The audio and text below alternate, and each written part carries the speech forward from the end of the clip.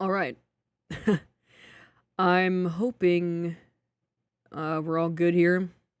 Oh, it's excellent. We're a couple seconds behind, but we're all good. We're all good. We're all Gucci. Uh, um, I hope that this is fine. So we gotta wait for our peeps to come back in. This is the. This is gonna be Hello, hi cat. How's it going? How art thou? This was a separate stream I thought to do because during when I was reading the Odyssey, I we got in like into talking about AUs and such, and I'm like, you know what? I'm just gonna ramble about them on a separate stream because completely different topic than the Odyssey. So I thought maybe we can discuss plot stuff. Um, or at least talk about it, and then go through maybe a lore doc, perhaps, and get feedback and see what you guys um think. I have a question. It's somewhat of okay. Yeah, go ahead. Um, Also, cat. Also, you got the 19. You got the notification. That's cool. Um, but yeah, flower. Go ahead. Go ahead. What you need to say or ask. That sounds really condescending. I'm sorry. Um.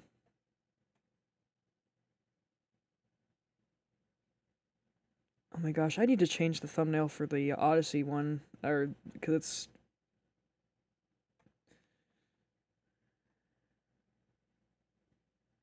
the thumbnail's not great. Let me close this out so I have a one screen. Currently building MCS Ruchi as a blueprint. Oh, very nice. Hi, Soph. How's it going? Welcome back to my ramblings. Alex Kisser posted 11 days ago. There might be a new character. Oh, sick. That's awesome. I think I might have seen it. I have to check though. Alex Kisser has been just MIA for a while, which is why I haven't been making so much like Leonard County stuff. If you don't know what that, if you peeps don't know what that is, that's a Mandela catalog X a Minecraft story mode AU. So that's fun. Oh yeah, um, Julie. Yeah, that's like a new. Sorry. That's gonna be interesting. I'm sure that's gonna be in volume 6. I'm sure. Um. Good. I'm yes. I'm back. Awesome. Right. Um. Let's get to the task at hand, which is talking about AUs and stuff.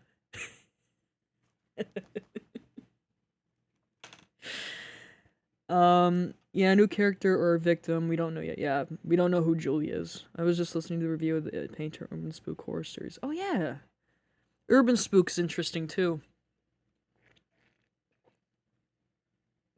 So last time I was on here, I discussed I was doing the Odyssey reading, and then some couple of my viewers on the last stream were like, "Hey, like what about your works and stuff?" And I was like, I went on a tangent of that, and now it's, after I had dinner and stuff, I can finally talk about them and rest my voice because I was reading for like 4 hours.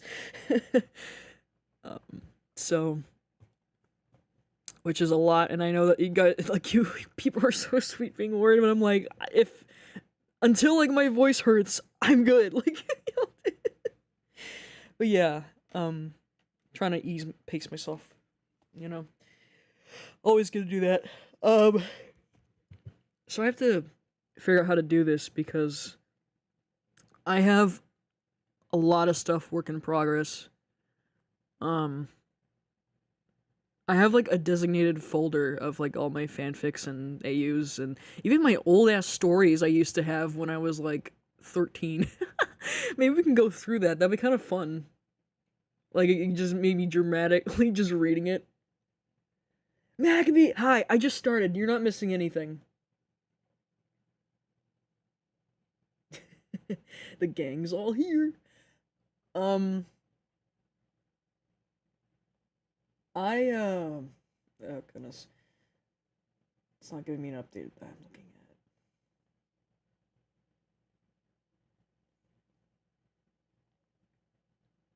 So, where where do you want me to start first?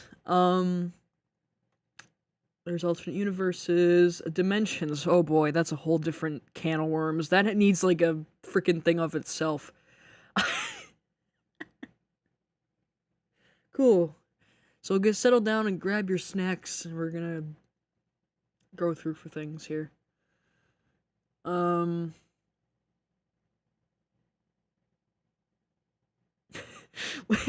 trying to figure out what to read to kind of set the mood or look at.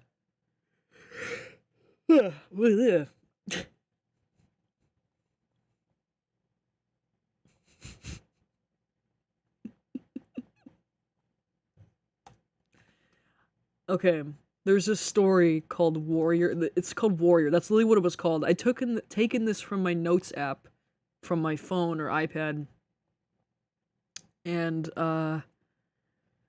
this was back when I was like 13, 12-ish, and I made a I typed this up when I was younger, and I had it archived. I'm like, you know what? I'm gonna putting this into my putting in a Word doc, and and I archived it for my sake. And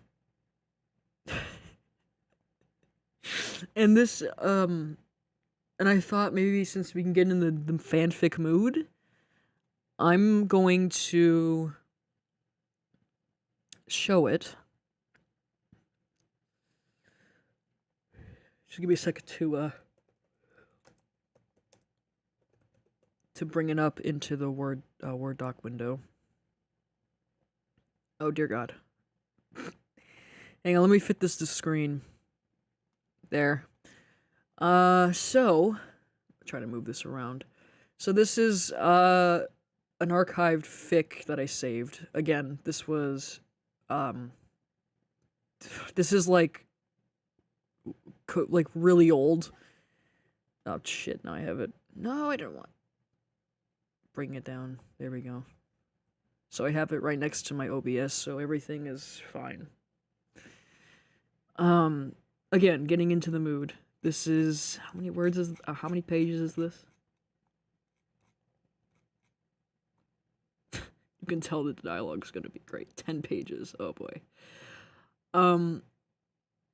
So all of this is not been through Grammarly, as you can tell by the red.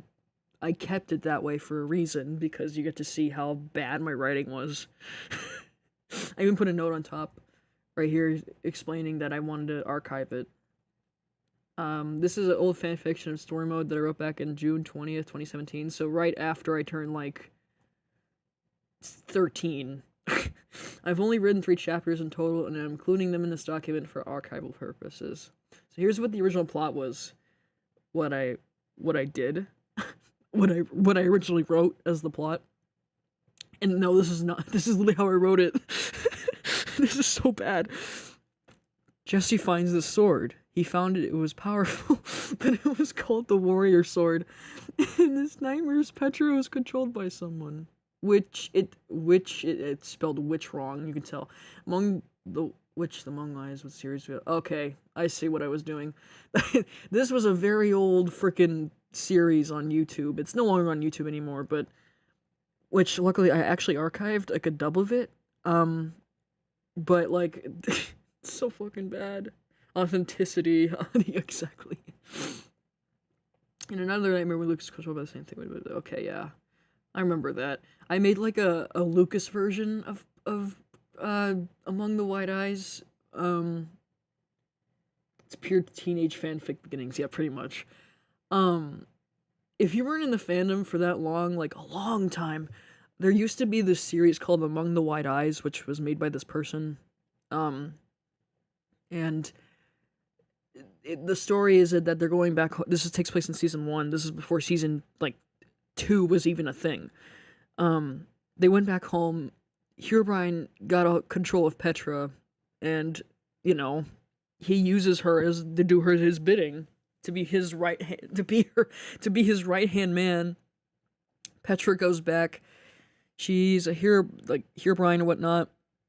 I think they ended up defeating Herobrine or something.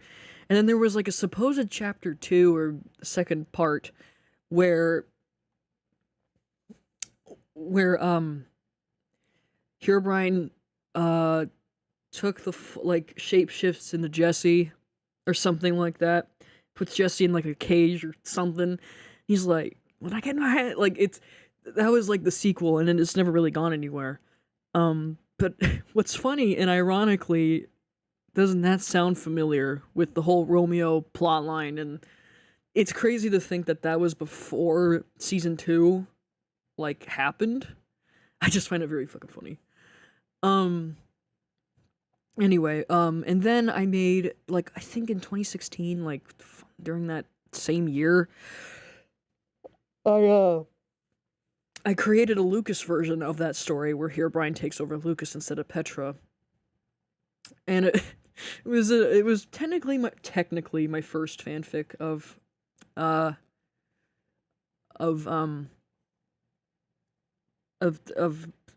story mode.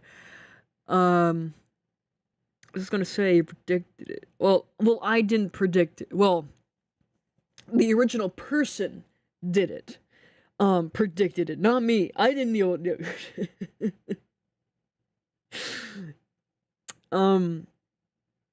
No, like the person that originally made the Among the White Eyes, predicted it, not me. Don't give. I was just saying that I made like a rip off of it when I was 12, and it was like a Lucas version of that story. But yeah, a lot of things.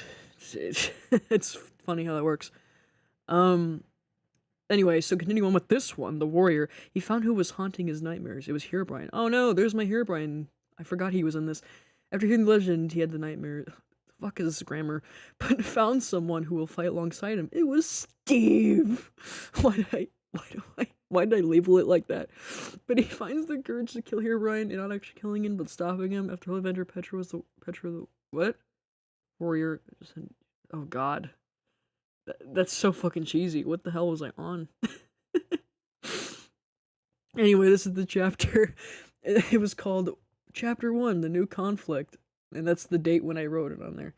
After all we've been through, I think I finally trust him, Jesse said to the team. Yeah? Petra asked. Yeah, Jesse replied. After he saw Ivor go and realized that the Atlas and the Flint and Steel was missing, he trusted Ivor to come back. So the team went to see what Axel and Olivia did in the town. They're just like, yeah, man, we don't give a damn. We just go and see what Axel and Olivia are doing. Do you want me to do this in like my voice acting voices that I do for these guys?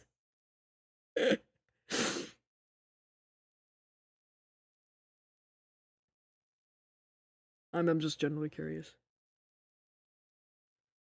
Because that'd be kind of fun. To make this kind of, like, have it go, like, come to life.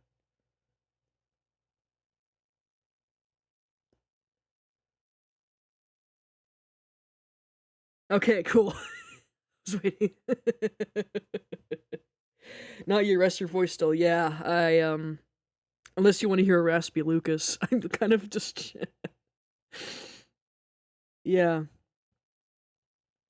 I'll do it anyway because it's pretty easy. It's just like a lower thing. This is impressive, you guys. Lucas said. Yeah, what he said. See, there you go. Petra said.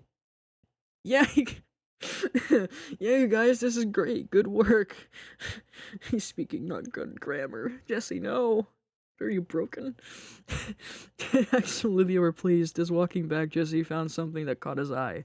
A sword stuck in stone block. You didn't put in a stone block? Guess I didn't. Confused, he went to pull it out. As hard as he could, he managed to get it out. What's the thing? King Arthur? He's literally King Arthur now. Goodness, he panted. That took a bit of strength. He looked at the sword carefully. It looked enchanted, looked powerful.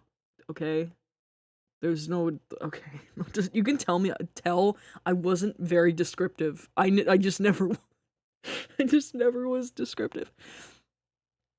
Jesse put it in his inventory as he heard Lucas calling out his name. Jesse, can you hear me? Jesse snaps back to reality. He went to the team. That night, he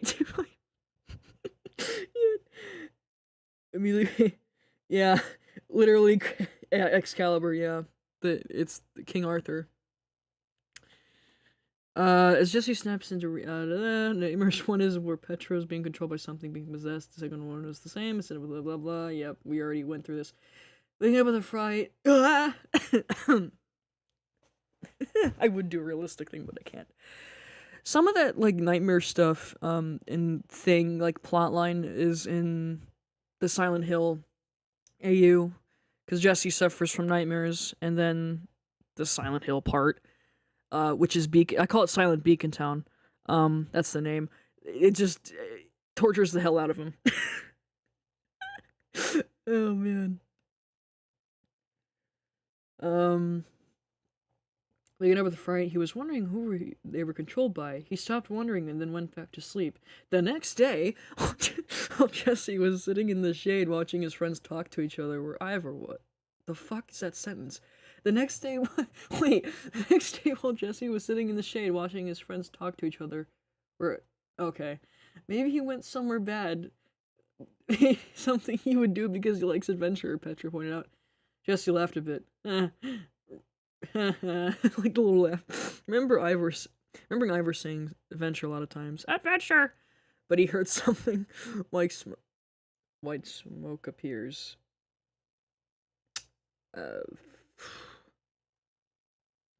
Wait, where was... Sorry, I blinked. Like smoke appears. Jesse shot up to see who it was and saw glowing white eyes and saw it was someone. That sentence just made me lose my 2 brain cells. He recognized the white smoke. He asked, "Who are you? Why are you here?" Oh, sorry, mysterious person. What have brought you here? This is what happens when you read the Odyssey for 4 fucking hours. The person replied, "I'm here, Brian. That's who it was. That's who was in your dreams. The one who's controlling Lucas and Petra. You're the one who..." That's the wrong you're. You're the one who has the sword. Give it to me now. Read this in the Deku. Oh no. No, cat. No. No. Oh man. I haven't really practiced the Deku voice before, to be honest. Kachan! I mean, I could do it. You're the one who has the sword. Give it to me now. Jesse was confused at what he meant, but then he realized what he meant. It seems like satire, like something on fucking the sword he found. No, I'm not giving it to you, Jesse replied. Give it! Give my snorkel! You know that Weird Al song where it's like about, give my snorkel back. Fine, have it your way, Herobrine said angrily. Fused a red power, Jesse saw. He recognized it. The same power that Petra and Lucas had in his nightmares. You mean his night... Jesus. Backed away. Knew what it could do with him. One swing, Herobrine shot the power at Jesse. Next second, he was on the ground. His friend saw the whole thing. Petra rushed... fuck. His friend saw the whole thing. Petra rushed to Jesse to help him. Axel did the same. When did Axel show up? I mean, I guess he was there. Lucas, he just stood there. He was shocked. His heart was pounding. Like it's almost out of his chest. He's just frozen, man. Olivia yelled his name. Lucas slapped in reality as Olivia ran toward Jesse, and Jesse fell unconscious. Last thing he saw was Lucas running toward him with a worried look on his face. Oh my god. Oh no. And Jesse keeps having nightmares. Do you see how I keep torturing this kid? This bro? Like, you see how I keep torturing this Poor guy. Even when I was 13, I was like, yeah, we're gonna go and fall in. Warrior Chapter 2, meeting you. Jesse woke up from a nightmare. He had the same nightmare about Lucas almost killing him. Oh no! He panted. He saw around the room. How did I get here? He asked. He got out of bed, looked in his inventory, and saw the sword. Where is his friends?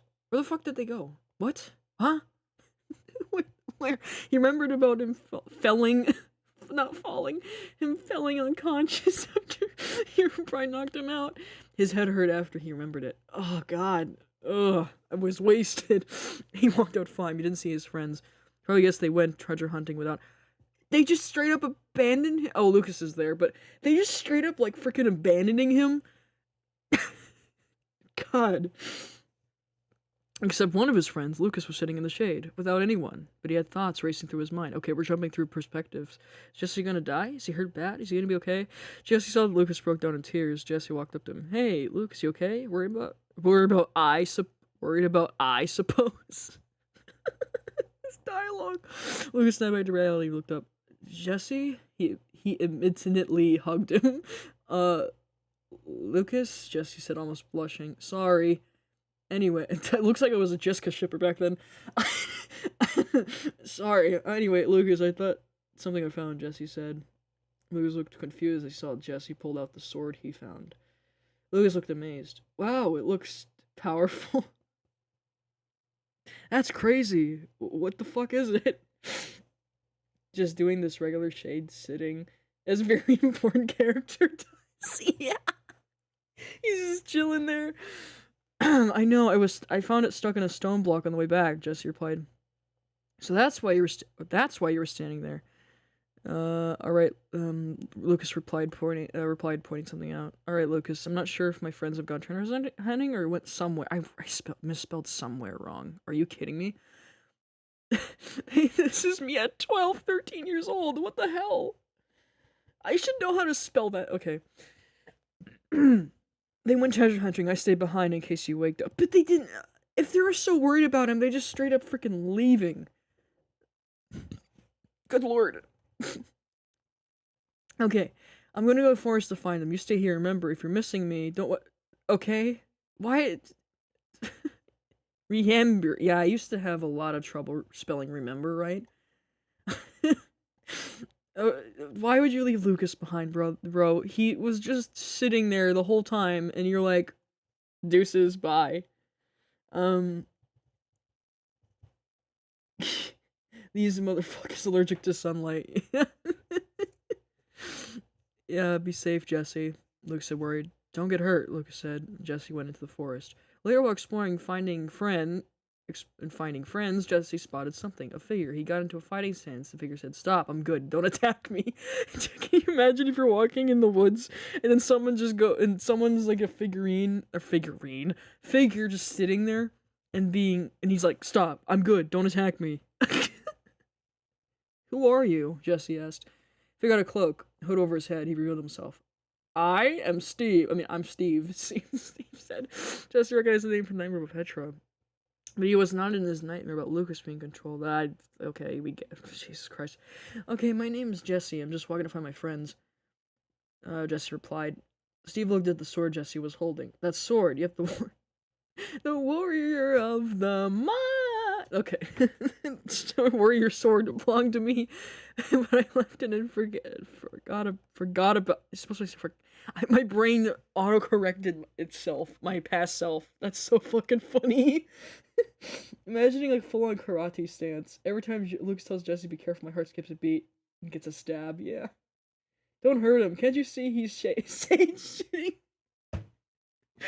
Yeah. He's just peacefully doing it. Like, he's not bothering anybody. But I left it and forgot about it. Oh, damn it. But it absorbed powerful powers. Jesus Christ. Oh my god. You can tell how sheltered I was as a kid. Oh no. And whoever picks it up will have another nickname, the Warrior. I was called Steve the Warrior, but it's an old name in the history book. Oh, fuck. Fuck off, Steve. Jesse was amazed. He found a real treasure and a giant sword he carried around to fight with. But Jesse, Did Steve Herobrine at all? Steve asked. Yes, he attacked. You could have just. Okay, seeing this now with my, like, screenwriting knowledge and, like, way better, like, writing knowledge, I'm like, you could have just wrote something here. Come on, man. His powers are powerful. Very powerful. Steve was shocked. Wait, no. Yes, he attacked me. He wanted the sword. Steve was shocked. But then I refused, and then he attacked me. Dude, you just contradicted yourself in the... Okay. You're being repetitive. What the hell? That was probably a good idea to do. Cause he wanted... Why did I sound cuz like that? It's supposed to be because. Oh. No, you, no. Cause he wanted the sword for power. Oh, good. Jesse said in relief. Come, Jesse. We have to go somewhere. Why did I... Oh my god. For shelter, Steve said. The both of them went to find shelter. It was getting dark and the stars came out. Ooh. I still gotta find my friends, damn it. This is literally what the Odyssey... This is like this... You know, after reading the points in the Odyssey I recently read, literally Jesse's Odysseus right now. He goes to this, like, I need... What are you doing? Who are you? And this is why I archived this. Yeah. Because that cuz is shorthand for cuz. Yeah. Yeah, I don't know why. I guess I couldn't spell because right, I suppose. Come, Jesse. Come, Jesse. And together we can rule the forest as father and son. Oh wait, did I say I'm your father? Come, Jesse, we have to go somewhere for shelter. Before he went to sleep, he looked at the stars. Back at home, Lucas looked at the stars too. Oh no! The two friends thought both of them remembered when Aiden almost took over Sky City and the White Pumpkin and Palm and the Old Builders. How they gained friendship when... This is also before Season 2 as well, which is... In friendship when the Witherstorm happened, they will... Oh god, reminiscing! Get on with it. He is both here in the game. Yeah, dude, Jesse is literally Odysseus. Like... I bet they pretended that airplanes in the sky... That's exactly what I was thinking. It literally is... Oh my god. Oh, Jesus. Can we pretend that airplanes in the night sky are like shooting stars? I could really would have wished right now. My brain was so far ahead. Yeah. It's really funny. Oh my god. Warrior of the... You know what? Oh my fucking god. I just realized. The whole sword thing? The whole sword thing? Doesn't the gauntlet kind of thing happen in, like, season... Doesn't that the same thing happen with the gauntlet in season 2? Even though it's, like, different villains, but dude.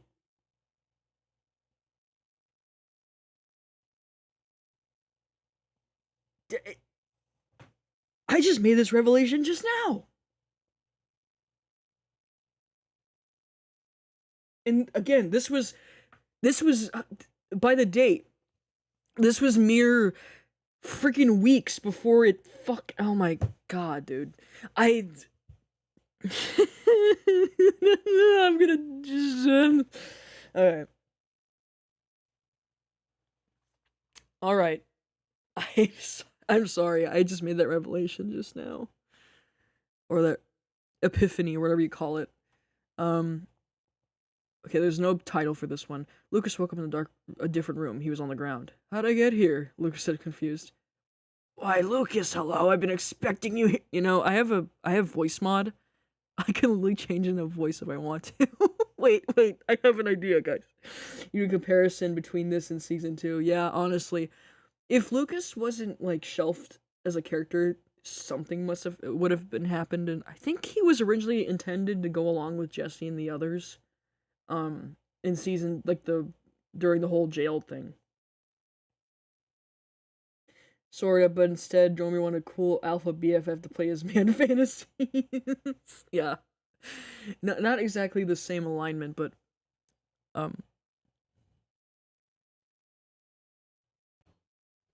Why, Lucas, hello. Oh, shit, hang on. I'm sorry if this is like, freaking, Why, Lucas, hello, I've been expecting you. Said a voice. Who are you? Lucas said, Who are you? Oh! Jesus. Hang on, wait a minute. Breaking. Oh, I'm not doing the bit. Oh, I'm not doing the bit. Why, I'm Herobrine. Don't you recognize me? You almost killed Jesse, Lucas said, getting angry. wait, guys, wait. I'm Bouncing between.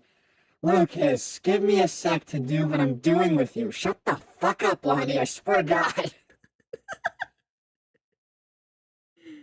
Bro, when I say I got jump scares, oh, I'm sorry. I don't mean to do that, but I had to do a different voice.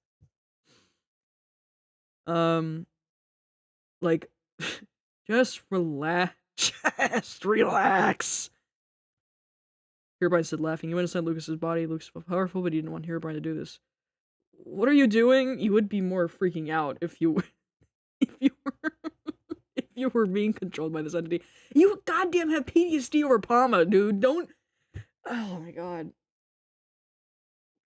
Whenever someone says they've been expecting me, I get the urge to pull a Foxy. No, it's amazing. I'm controlling you to kill Wait. I'm controlling you to kill Jesse, and I'm of you controlled by me. Oh, wait, hold on. Herobrine doesn't know that shit. Same with freaking Lucas. Like, Lucas just never told. Okay, I'm sorry. The nightmare of you controlled by me, almost killing Jesse. The knocking out thing was just a test. And the nightmare's just beginning. Ooh. Herobrine explained. Scared, Lucas almost brought out tears, but no, he was trapped. His spirit was trapped in Herobrine's control. Herobrine, plural, excuse me, control. Now Herobrine makes sure just gets killed. I will defeat him this time. I will kick him. He will not escape from me. Never let Lucas in an Apple store. He will lose his shit. Yeah, that's very true. Meanwhile, Steve and Jesse were traveling, but something appeared in front of them. Well, wait, no. Well, Jesse, Herobrine said. It's been a while. And who's with you? Herobrine recognized Steve. Oh, wait, shoot.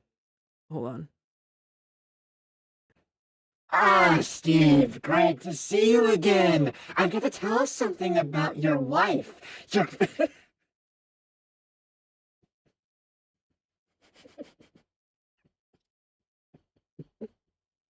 I see a song of past romance. I see the sacrifice of man.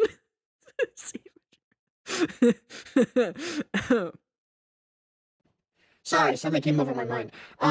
Great to see you again. I got something to tell you about your wife and Jesse. Oh, we're gonna have so much fun, I'm telling you. Jesse was confused. Herobrine saw Jesse confused. What great emotion, you guys. Ah, you never heard of this yet. Let me introduce them for you. Steve is your father and his wife is Alex. They abandoned you as a child and they left you for dead. Oops, I wasn't supposed to say that part. I also lowercase Steve's name. That was not supposed to happen. Jesse, shocked, looked at Steve, thought of Alex. What happened to Alex? Tell me, Steve asked. She dead. Wait, what? Oh my god. She did. Oh my gosh, she fucking did. You know that one Vine? Oh gosh, that one Vine. Miss Keisha! Oh my gosh, she fucking dead.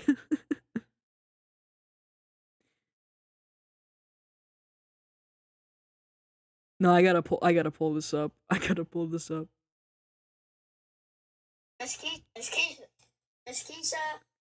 Miss Keisha. Oh my fucking god, she fucking dead.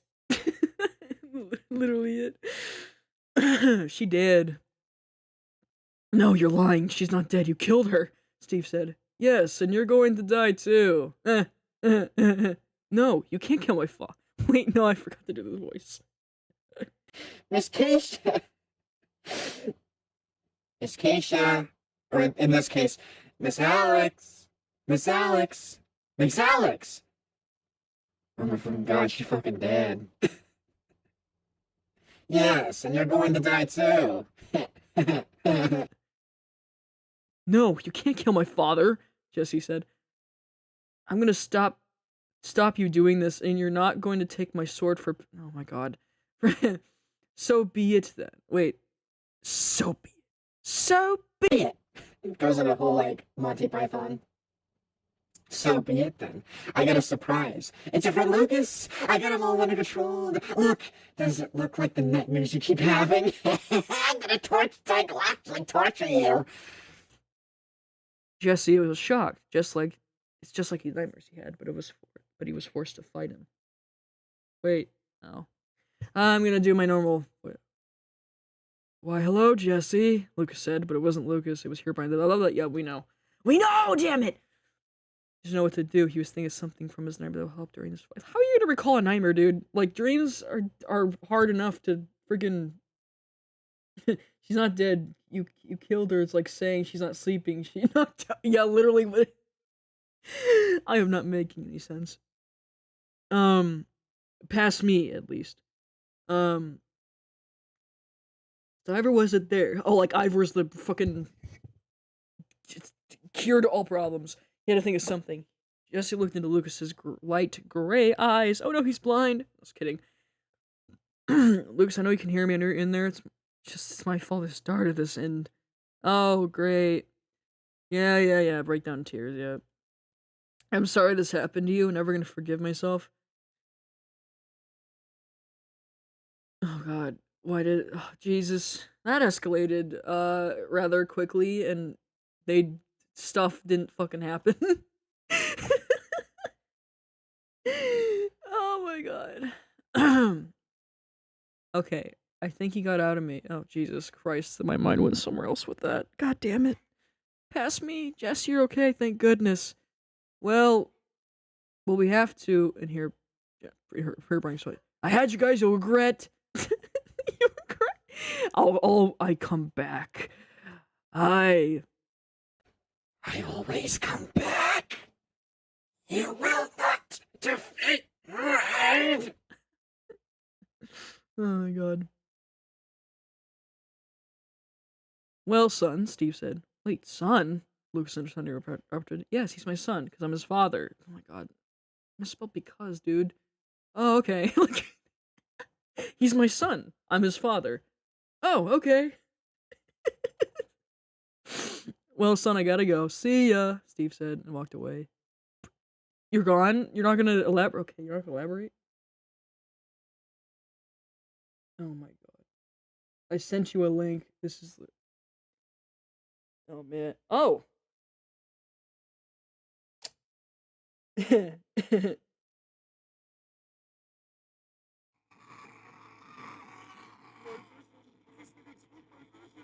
Yeah, literally, the video that Kat sent me on my DMs. Herobrine string track confirmed.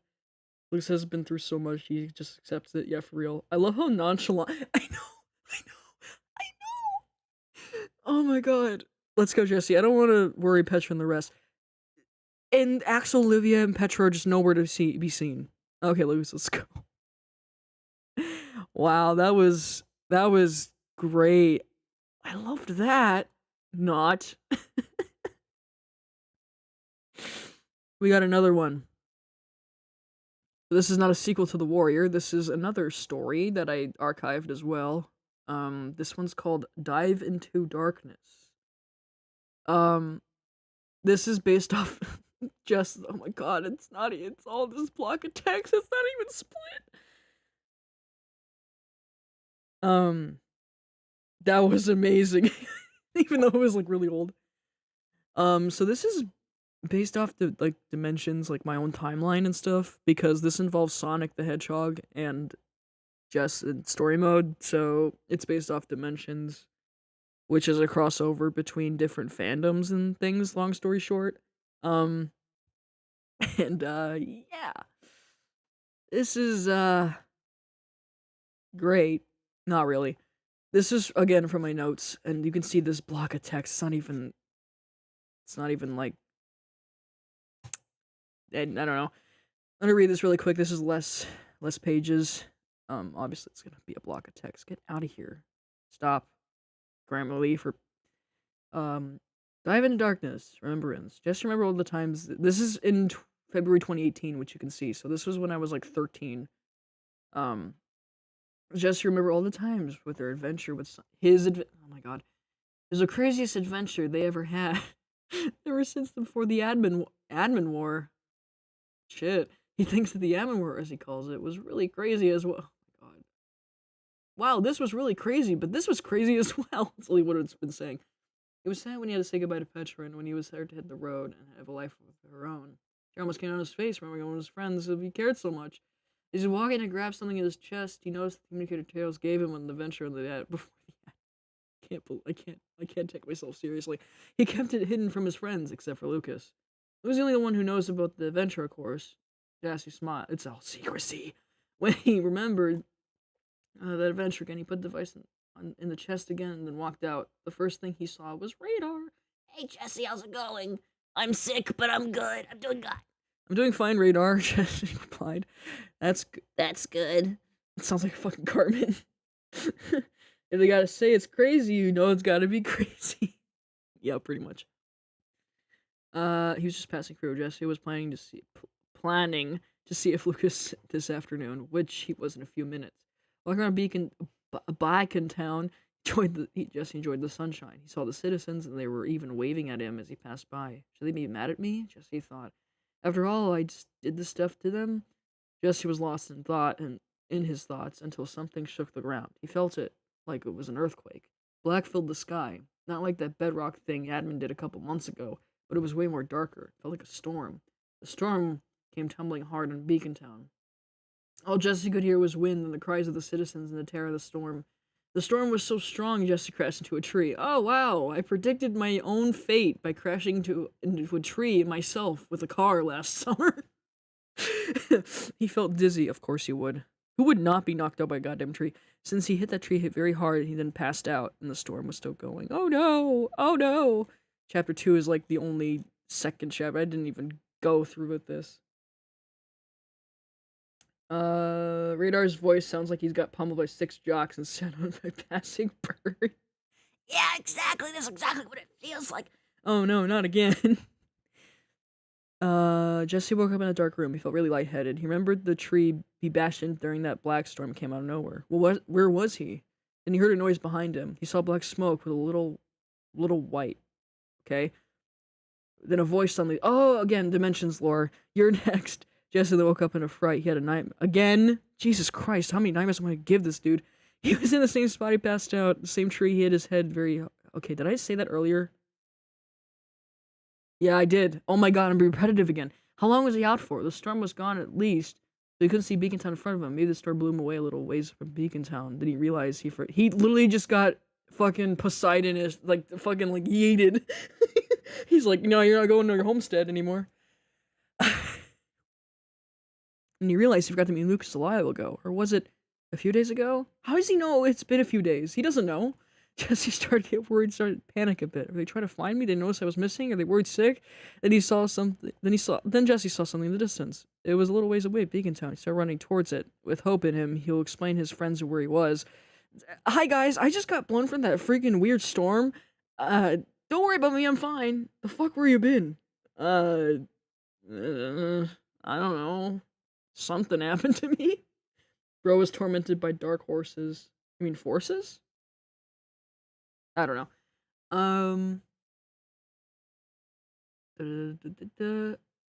But like this nightmare he suddenly heard in this dream. It was the smoke again, but this time it came toward Jesse, then attacked him. Pain started going through his body, fell to the ground, and started crying pain. Ah! As the black vein started going through one of his emerald eyes. Oh yeah, I have art of this, actually. The vein changed the eye to black, and then the pupil to the gray. Then the pain was finally over. Jesse was still panting. He got up and started running, saw his friends, Radar, Lucas, Olivia, and Axel. Well, they're back. Jesse didn't know if the black smoke did anything to him. So he hid on a bush and waited to come out the right moment. His friends started talking. It's been a little while. I'm starting to get worried. It's been a little while. I'm starting to get worried. Radar said. Same here. X and Olivia said at the same time. Luke was worried too. He didn't know what to think of it. He's going to meet me, but he never came. Do you think something Do you think something happened to him? Mira replied, No, come on. He's Jesse. He can handle it. He's fine. I hope. Luke replied, Jesse then made the proceeds. You mean then proceeded forward out of the bush towards his friends. I heard everything. He said his friends saw Jesse. They were shocked. Jesse, we're worried. See, Jesse, we're worried. We were sick after the crazy storm. Oh wait, Jesse, where were you? We got worried sick. You were being gone after that crazy storm. Reader said as he saw Jesse. Wait. What line is this? This is. Yeah, even I got worried sick. Lucas paused and saw Jesse's infected eye. Oh my notch, Lucas said, looking at his eye. What happened to you, Jess? What's the matter with my eye? How long have I been out for? Lucas was worried about Jesse's eye, but he answered Jesse's question. Oh my god. Jesse, you've been missing for 3 days. What? Excuse me, I was gone for 3 days? Yeah. The fuck? Why did you not go out and search for me? We did! We're kinda used to you being bunked into your freaking office all the time working on mayor shit, you know? Yeah, I kinda am a hermit at this point. Just can never catch a break. Dark Horses Nightmare. Oh, yeah. Horses and concussions. Dun, dun, dun. Oh, man. That was fucking funny. I love that so much. What's in the short stories? This is before we get into the whole line of... I forgot what was in here. Oh, yeah, Nightmare stuff. Again. I forgot I was writing. Oh, good lord. Alright. So, should we start with alternate universes, or should we start with Outbreak? Outbreak's kind of like still being written right now, though. So I guess to get out and touch some grass. No, for real. We did discuss Ironhearted a little bit. I haven't really fully done the full lore doc for that. Get Radar off the vape. I won't never. I'm actually selling drugs. That's the true meaning of what I've been trying to do and what makes ends meet. I kind of went back to my before job.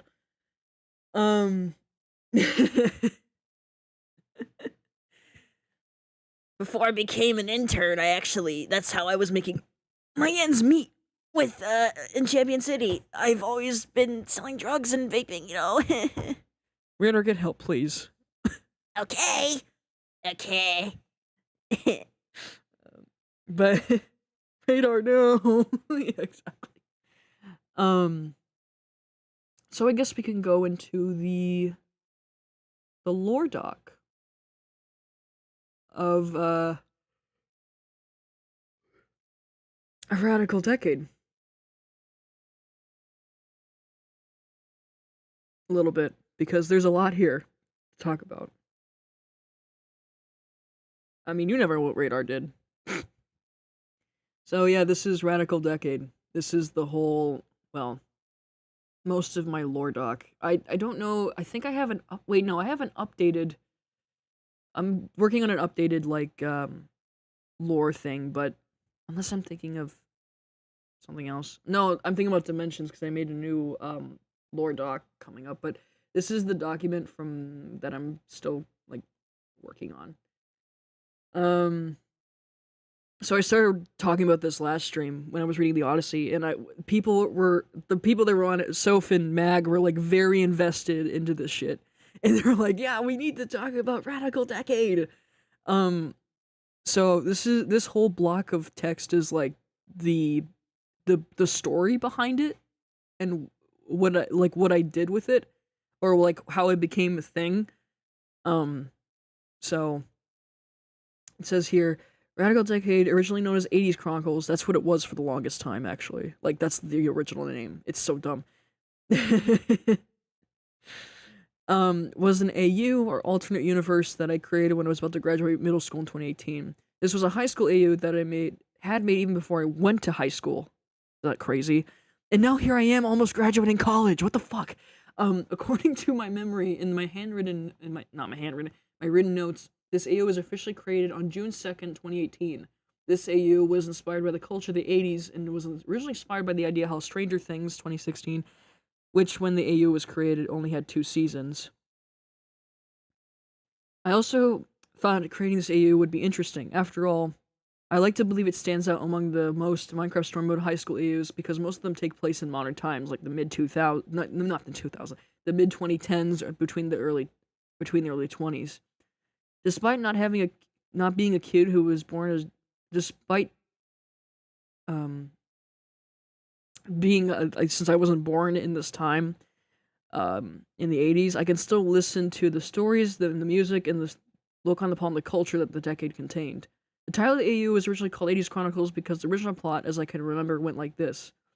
The MCSM characters go to high school and they live throughout the 80s, but they're surrounded by the chronological events that happened during that time. But over time, for the next 5 years, 80s Chronicles developed more than that. The AU underwent a recent name change and the fanfic would be known as Radical Decade, or it might go underneath another name, but we don't know that yet. With this recent name change, it fits the story better than the original title. First, the word radical was one of the popular terms and phrases from that era, and the word decade is self-explanatory. One last note before getting into the story details. In recent months, I've decided to design or structure Radical Decade to have some of the cheesy high school movie aesthetic. Not only does it pay trivia to these old movies, but also fits the vibe that I'm trying to aim for. Yay!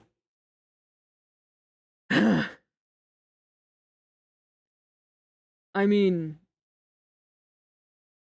this is going to have romance in it. I'm sorry, Kat. It's going to have romance in it. I hate to break it to you. I don't know. Kind of have that. You have to have that cheesy 80s love story thing in it, you know. So here's the color codes for characters. I labeled them as such. So Aiden Brewster. This is all alphabetical. And Aiden. This is Aiden's section. Look how long it is. Oh my lord. Aiden Brewster punches you in 5 I'm sorry, Kat. I'm so sorry. It's gonna have romance in it. I'm sorry. That's one element, but there's actually more of an overarching story than just romance. Just romance is just in it. And Magmi put it to best where she just said, it's just romance and there's romance with actual story behind it. Yeah. I feel bad, Kat. I know that you're more of a fan of like original character and not really much of the canon shipping stuff. Wow, even good more development. I know he gets more development in here than the game. So Aiden Brewster, we'll read it out. Aiden Brewster is one of Jesse Seinfeld's classmates at Northern Bridge. That's the name of the high school in the story. In North Chicago, known as the archetypical school bully. He leads a close-knit group of friends, Maya, Gil, and Lucas, who have been causing trouble together since they were kids. Ooh, mischievous. Aiden met Maya and Gil when they were very young, and the three became inseparable. At the age of 10, Aiden crossed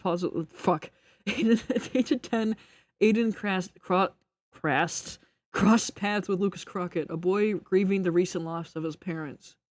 Aiden's carefree attitude and advice to laugh things off resonated with Lucas, solidifying their bond and forming the core of their troublemaking crew. When Jesse moved to Chicago in 1980, Aiden immediately singled him out, targeting the new kid with his relentless teasing and bullying. Alongside Lucas, Aiden made Jesse's life difficult for years, a pattern that would persist well into their high school years. As they entered their junior year, things began to shift. Lucas, who has been Aiden's close ally, started to distance himself from the group. Unbeknownst to Aiden, Lucas was secretly trying to change his ways, no longer wanting to be part of the bullying and troublemaking that defied their friendship.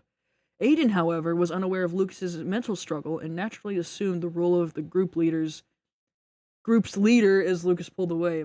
Tensions between Aiden and Lucas became to a head when Jesse was hospitalized after a violent incident that left him seriously injured. Although Aiden didn't know the full details, the news of Jesse's injury stirred something in him. When Aiden attempted to mock Jesse as usual, Lucas finally snapped. This confrontation led to a heated argument and a physical fight, and ultimately resulting in detention for Aiden, Lucas, and Maya Gill. Enter in the Breakfast Club moment. It was during this detention that the group finally opened up to one another, revealing the truth, revealing the deeper, painful truths behind their behavior. Aiden confessed that his bullying stemmed from a difficult childhood with abusive parents.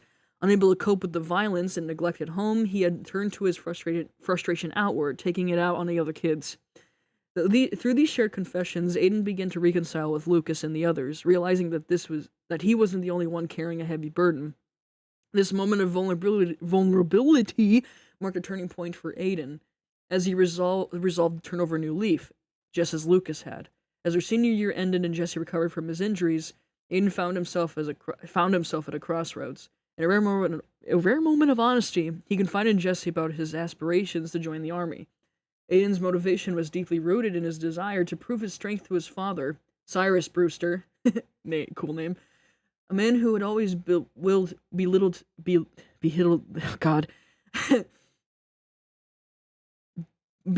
as, I can't talk today, him as weak. Joining the army was Aiden's way of proving his worth, not just to his father, but to himself. After graduating high school, Aiden kept his promise and enlisted in the army, determined to forge a new path. Tragically, in a possible sequel to the Radical Decade series, which is the college one, which is a sequel, Aiden loses his life in battle in a somber end to a young man who spent much of his life trying to overcome the shadows of his past. Aiden's name Brewster was inspired by the 80s sitcom Punky Brewster, a subtle nod to the era. Yeah, blah, blah, blah. So, I will wear your skin. Okay, I'm sorry. I'm sorry, Cat. I'm sorry. Oh, Soph knows. They know the violent scene. Yeah, it's very Outsiders. That's kind of where the inspiration came from. Dang, I gave to Aiden an abusive parent while dying in the prison. My dad beat him. Stepped and not ignored him. Yeah, Aiden kind of meets a tragic end, but this story was created before I even taken liking to Aiden, so even writing him like dying is just so sad. Ugh, redemption arc and yeah. Yeah. Yeah. Alright, strengths and weaknesses. Aiden is fiercely loyal to his friends, especially Luke's and blah blah blah. Natural leadership qualities which become evident when he takes over the group after Luke's being Growing up in an abusive household, Aiden develops thick skin and a tougher exterior.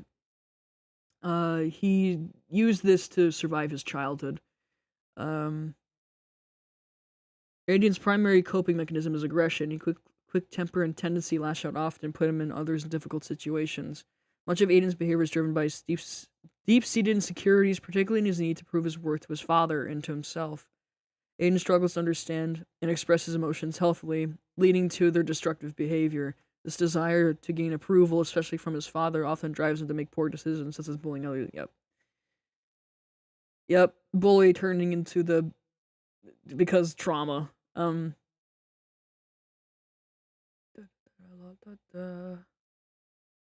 this is just, and Jesse was just his target for ease the frustrations, or get on his frustrations. RBG Aiden has his split parents, prefers his mom over his status in Redstonia. Okay. Aiden really shows off someone who was abused and forced to become a bully to hide its insecurity. Yeah. It's, like, he has a motivation. Like, that's what makes a character good. You have to have a motivation for a certain character, why they do what they do. And I thought that would be, like, you know, even though it's, like, a really simple thing to make of, you know, oh, because he's, like, his parents are abusive. But it makes, sense for him.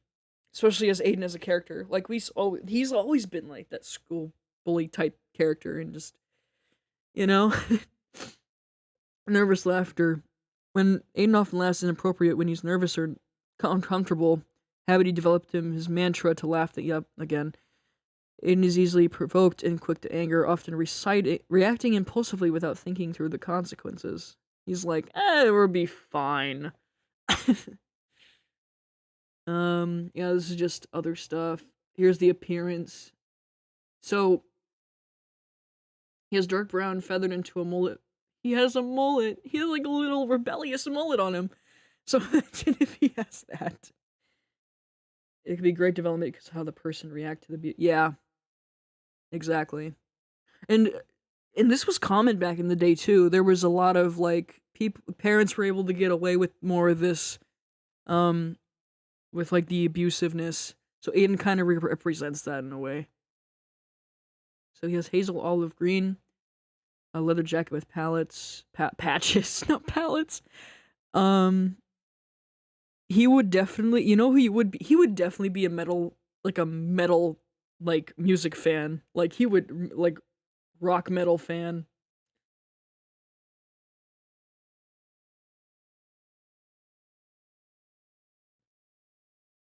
Veering away from that mainly because I find it repetitive. Nothing wrong with it, of course. It's just a trope or reason. Yeah. I tried figuring out like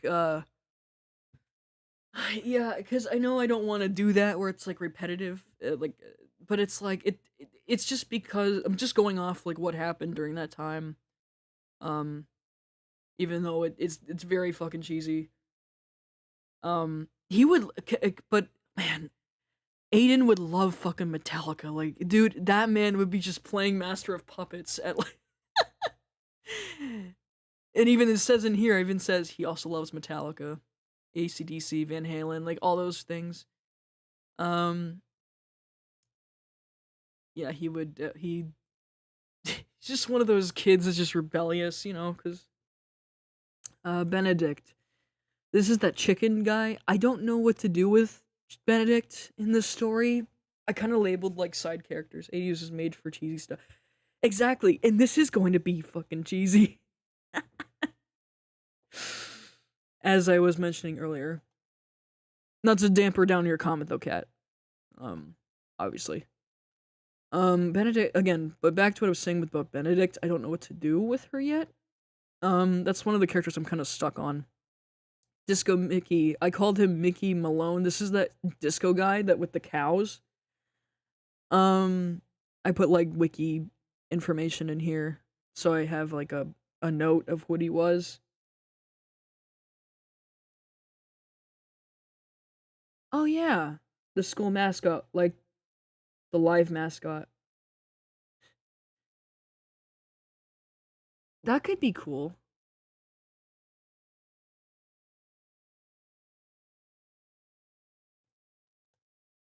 For the role of Benedict, she could the Northern Bridge chickens. Like, can you imagine being? She could be the Northern Bridge mascot. So, Northern Bridge is the Northern Bridge chickens, because farmland, because Chicago, like Illinois, is like farmland.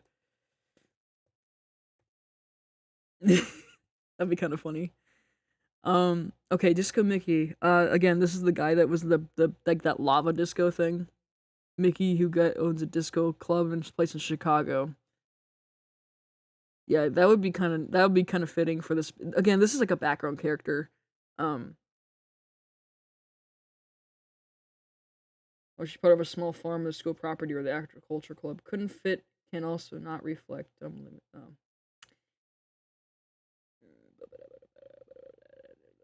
Yeah, I can put that note in there. Or another idea.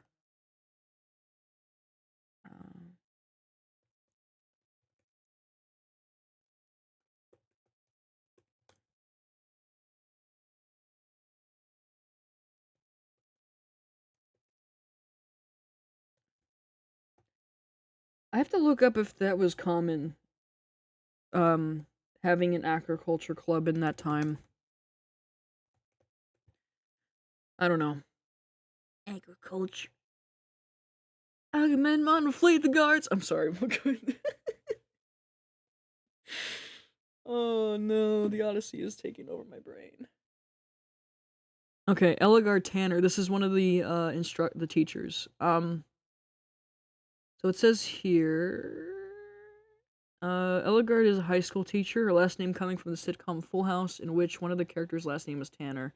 Given her last name inspired by Full House, which features a variety of family dynamics and life lessons, Ellegard teaches home economics, which was very common at the time.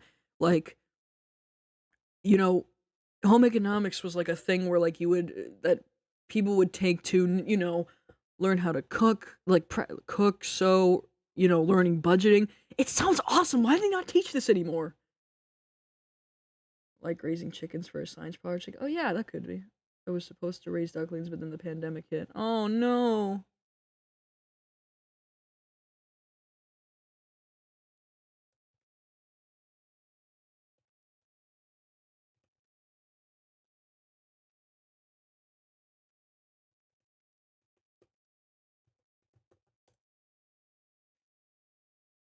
All right. Um. Home economics, something budgeting, child development, which were constantly offered in high schools during the. Yep. I'm also conflicted if she were to teach technology too, but that is in relation to her game counterpart. I don't know. Her teaching home economics would be nice. That's what I might go for. Emily Parker. In the original game, Emily, yeah, this is the competitor, dude. She's just a background character for, like, I don't know, volleyball. Gabriel Newhart. Another high school teacher. Let me look here. Gabriel Newhart. Like Elgard in the old Order of the Stone. Gabriel's a high school teacher, obviously. Gabriel's last name came from the sitcom called Newhart. The last name drawn from sitcom Newhart, which revolves around a writer and innkeeper in a small Vermont town. Gabriel would teach English literature or creative writing. These classes would emphasize classical literature from the 19th and 20th centuries. Jesse reading the Odyssey confirmed. I'm sorry. As well as creative expression through writing, both of which were prominent in high school curricula.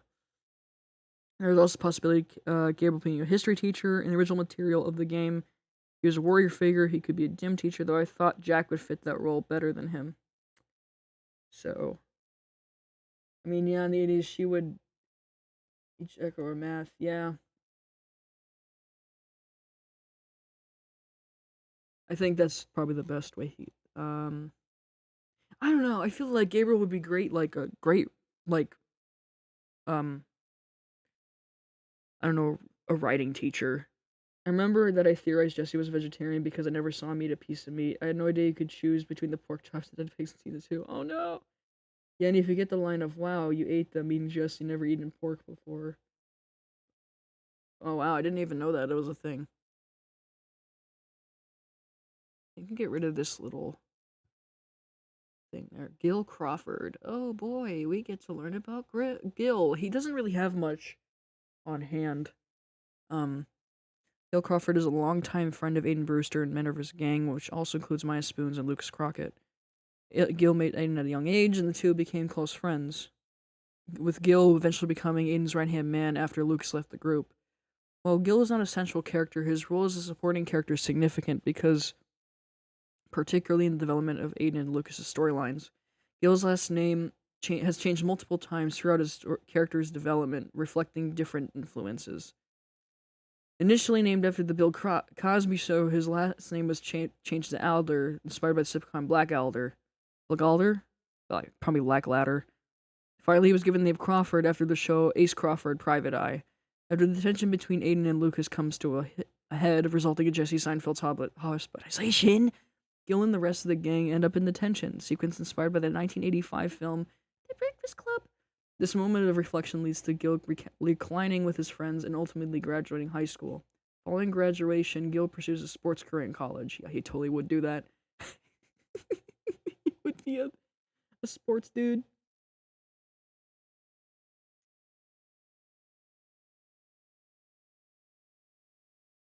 Oh, it's a snake. Okay. trying to imply the idea of one of this. You can choose the arbitration made sharing, meaning that you can choose to meet Betty threat somehow. Yeah. Yeah, Gil doesn't really have much, other than him just being a freaking. He's just a sports guy. He's a sports guy. Oh my god. Issa Harcourt. In the original game. I was thinking. Okay, so I labeled her as a mental health counselor, but that's really all I have for her character.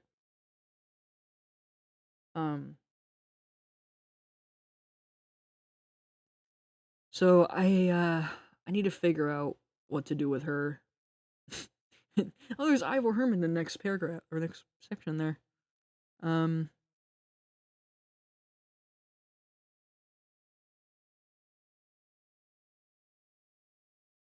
Yeah, I'm not sure because all I have is Issa. So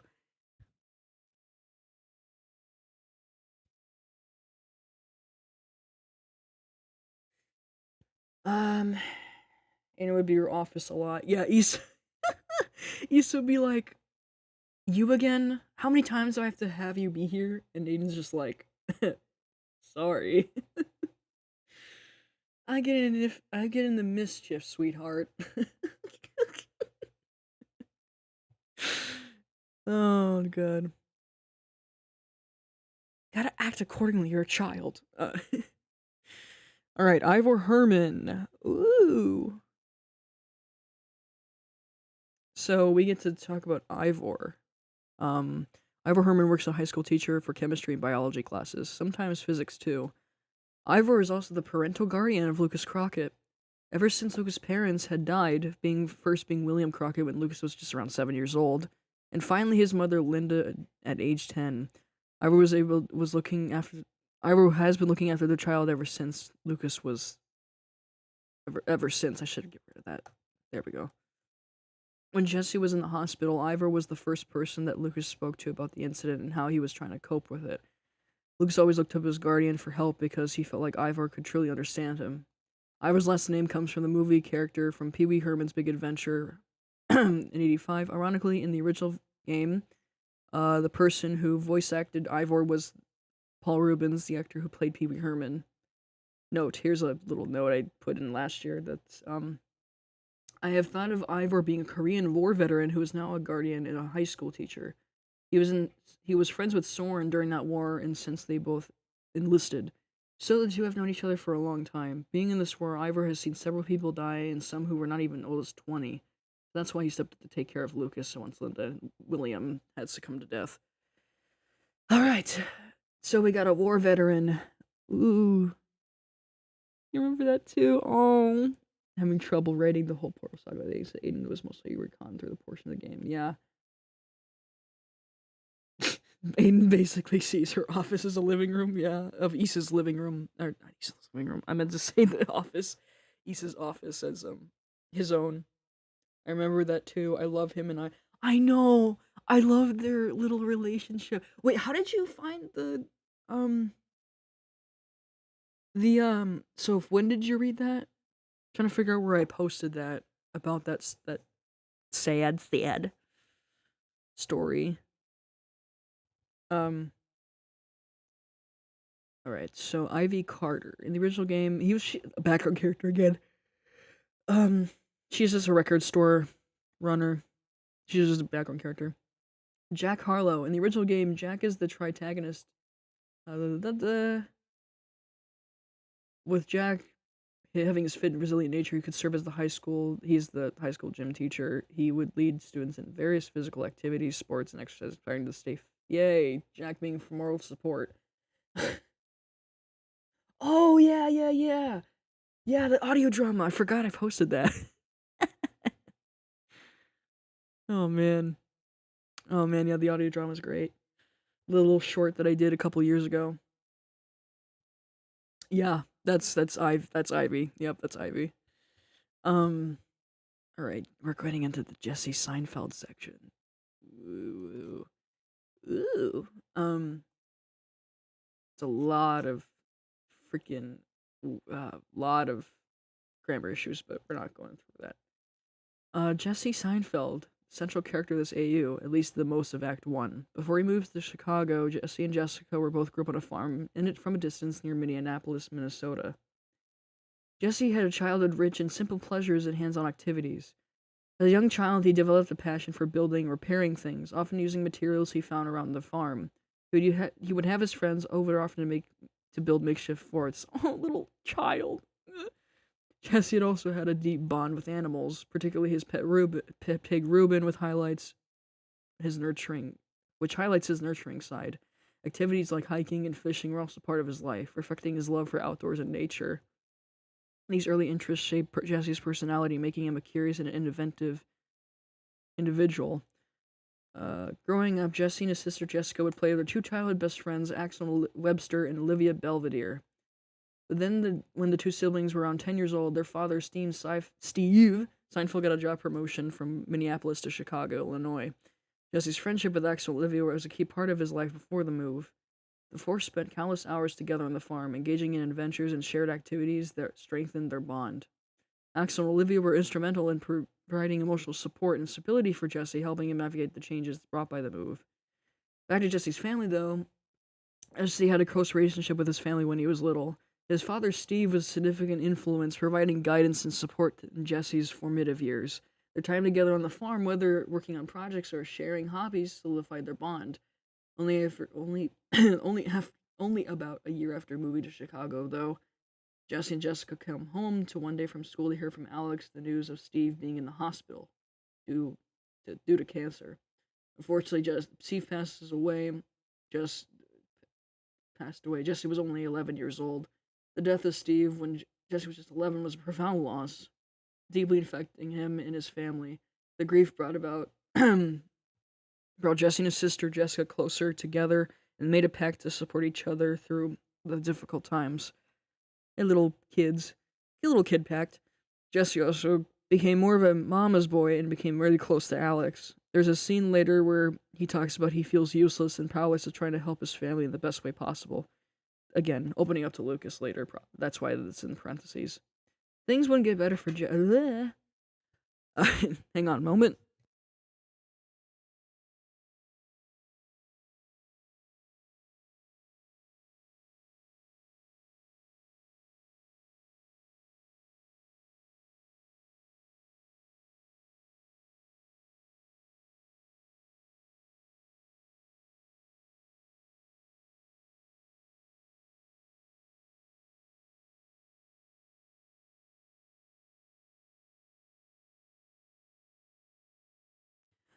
A little bit back now. Things won't get better for Jesse since he goes to a new school now in northern Chicago. Ever since he got to school, he has been bullied and made fun of. Luckily, Jessica didn't get bullied as much, but it was always to support his sister when the bullying had just got some bad. But going to school after his father's death was a pain. This only add to what he would develop in later years. This would be known as anxiety and depression. Oh no. Jesse's not the same happy child as he once was. This bullying would last for about 5 to 6 years. It wouldn't be until the junior year of high school when a former bully of his, Lucas Crockett, would turn a new leaf. Sorry about that. Say hello to my roommate again. You want to say hello? Hi. Can I? Wait, do I need to get you something?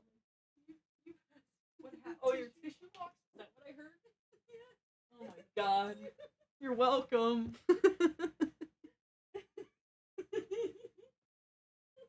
Jesus. You're fine. You're good.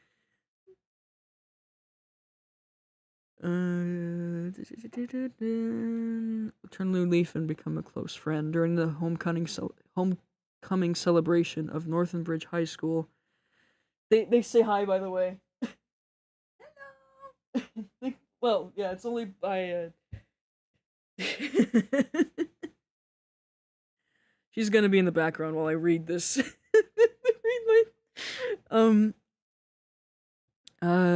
During the homecoming celebration of Northern Bridge High School, Jesse wandered off alone somewhere after being unable to handle the many people in the crowd. Jesse was starting to have some sort of panic or anxiety attack. Lucas followed Jesse in the secluded area part of the school and was about to talk with him, but noticed that Jesse was having sort of mental breakdown. Jesse, of course, being used to Lucas' bullying, tried to back away from Lucas as he did not trust him.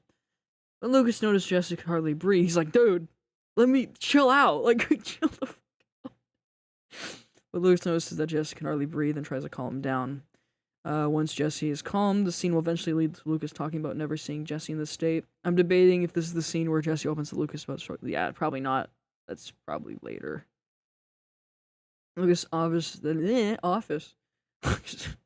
then offers to do something to calm Jesse down more. Jesse's hesitant, but Lucas insists. He then makes remarks about his gang, about them not knowing their new friendship. Along the way, there would be a time where Jesse opens up about his struggles. This would be when Lucas would become very deeply connected with him. It's because Lucas struggles with similar problems in his personal life. They would like be buddies. Go have some friends. For one night, Lucas and Jesse have a nightly walk and talk about things that eventually strengthen their bond with each other. The night goes well until suddenly the two get swarmed by a gang member from a gang. The conflict then resolved in Jesse and Lucas running as if for the person trailed behind them. Again, the scene might this scene's like a little changed. Unfortunately, the person had a gun and shot at the two. Oh no! Eventually led to Jesse getting shot in the side, collapsing due to loss of blood. When this happens, Lucas was left frozen in fear and panic of fear what to do. Before he suffered the same fate as Jesse, luckily Chicago police arrived on the scene and Jesse was then taken straight to the hospital. Jesse then by this point is an essential focus until more toward the end of the AU. Lucas would become the center focus during this time of recovery. Bless you. When Jesse recovered from the incident, Jesse came back to school and continued with his studies. At the very end of the AU, Jesse managed to graduate from high school and went on to college. He would become a criminology major. 'Cause trauma!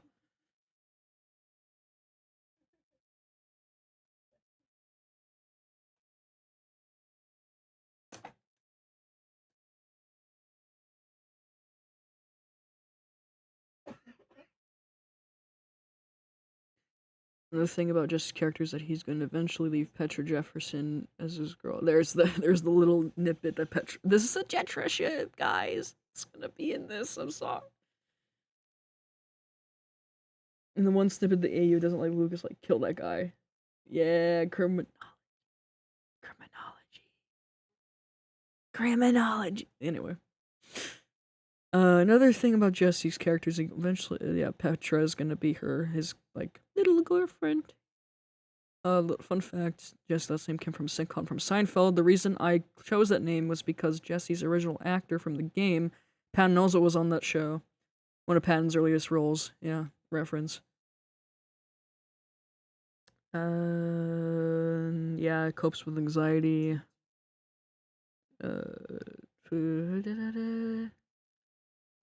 His desire to protect those he cares about stems his deep-seated fear of failure, especially after his father's death. Internal conflict struggles feelings of powerlessness, self-doubt, hiding his own pain from others, avoid seeing as a burden. A pitiful moment Jesse's arc occurs during anxiety attack where Lucas steps in to help him.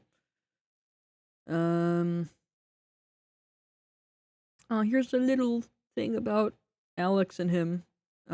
Jesse's bond with his mother Alex is especially strong after the death of Steve. Alex has become more of the emotional anchor of the family, and Jesse often tries to step into his father's shoes by being the man of the house, which puts a lot of pressure on him. Alex, while proud of Jesse's sense of responsibility, may occasionally expect too much from him without realizing it, adding to his stress. A potential moment of tension could arise when Jesse feels overwhelmed by trying to meet both and his mother's expectations. I love it. Oh my god. I know. I want to hug him so bad. I know. Alex's nurturing nature could mean that she knows Jesse struggles and not only doesn't know how to help him. I just want a little moment with Alex so bad. Oh my god. Can't forget about Jessica either.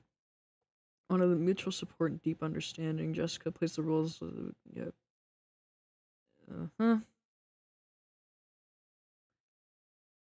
However, the closest of siblings have moments of tension. Oops. This might grow frustrated Jesse for not opening enough, for trying to shoulder too much responsibility without asking for help. A key scene is this when Jessica pushes Jesse to see a school counselor, recognizing the emotional toll. Blah, blah, blah, blah. That again, that plot line might change.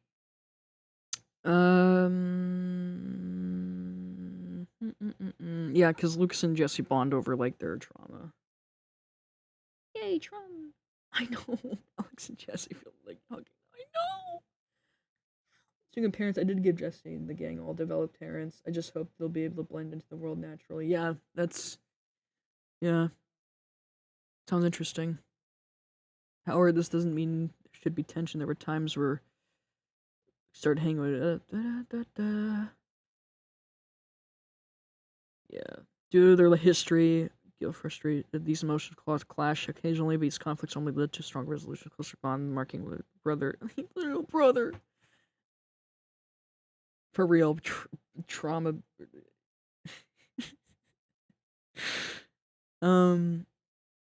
Petra. Here's Petra. Like, I'm gonna also give Petra more than just her being like the love interest. Like, you gotta give Petra more than that. Just relationship with Petra introduced him to a new side of him, hopeful and romantic. His initial attraction to Petra was when she first moves to Chicago, represents a moment of light in his otherwise anxiety-filled life. Petra was confident, independent, could serve as a ground. Yeah, that's could have, because I was writing these notes. I encourage you to talk about it. Or just aspect of the relationship is gradual with all those moments of connection and understanding lead to a deeper bond. At the same time, the relationship could always face challenges.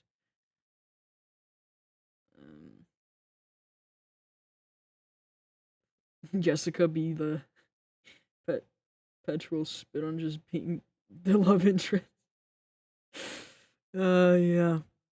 Gotta give her. She actually has more of a journal like communications job in the second one. I thought that would be kind of cool.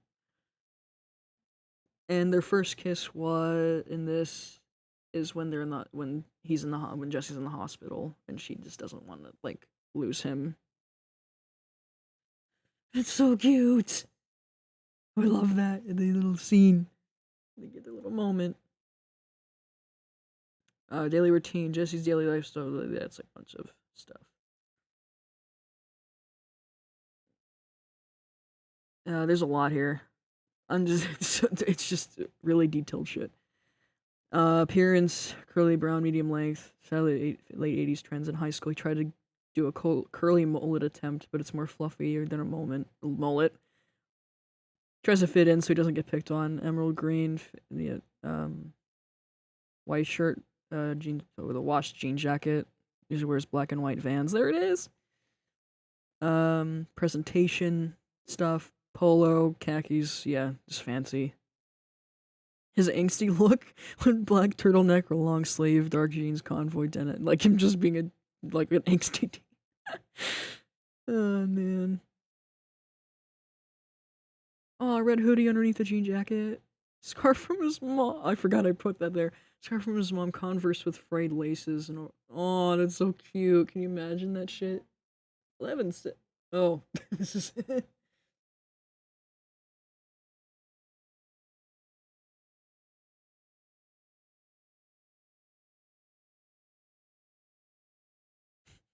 That's really cool. Cat's Sharing is her RPG idea, which is really cool, by the way. I'm actually helping her write that. I still gotta send her those. Oh my gosh, I still gotta send the SFX to her, plus the lines. Oh my god, I'm sorry. I kind of want to draw this now. Jessica Seinfeld, guys. We get to the sister now.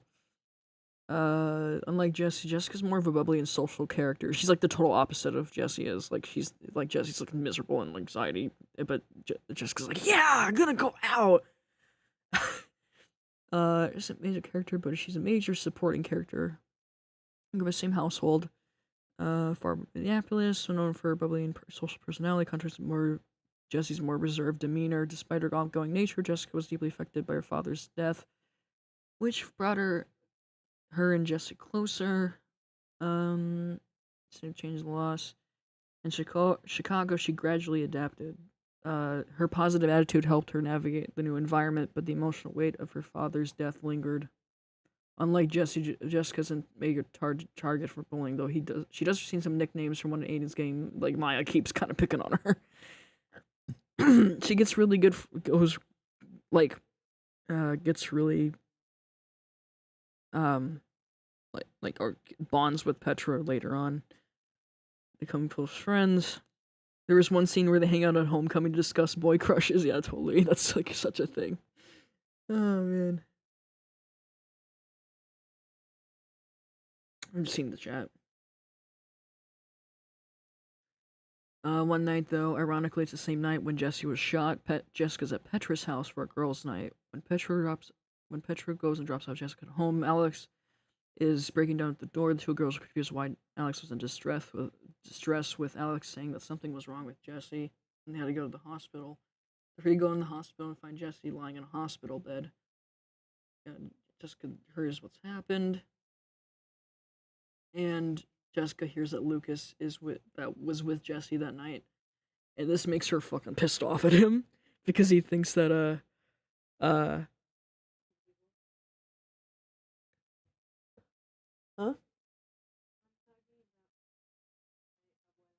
Oh. Roommates discussions. So wait, where was I? Yeah, so basically the reason Jessica gets mad, that's kind of like a plot point where Jessica gets really like mad at Lucas because he was there, because he's involved, and given the history, it's like she's like automatically gonna get mad at him. Because along with losing her brother, like they're gonna lose another guy like in their freaking family, dude. The following morning, Jessica and Petra headed to school, and Jessica knows that Lucas is with his normal friends, i.e. Aiden, Gil, and Maya. Jessica confronts Lucas, demanding to know what happened to Jesse, her brother. Lucas, unable to share the news immediately in front of his friends, is instantly taken aback when Jessica slaps him in frustration. You know, like, fucking mad at her, like him. Like, Jessica then hits some final words at Lucas before she walks away, tears forming in her eyes, like, "You goddamn bitch." Lucas left feeling guilty and conflicted. Later that day, Jessica returns home to learn about Jesse's condition. She and Alex share a moment of grief before heading to the hospital to visit him again. Take some time off to cope. Includes Lucas as well. Yeah, Jessica.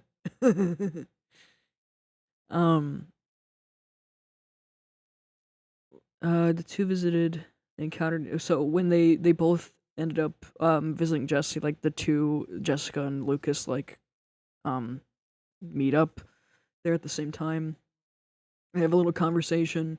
Jessica apologizes for her reacting over to, and then Lucas talks about his view about what happened tonight. Lucas then added to Jessica that he was scared, didn't know what to do. Lucas then recites that he does deserve what Jessica did to him. But Jessica wasn't upset or angry at the remark. What she did, oh, cupped his little he cupped his. Okay, yep. Here comes the other ship. In this, I'm sorry, Cat. I'm sorry in advance. Please don't kill me.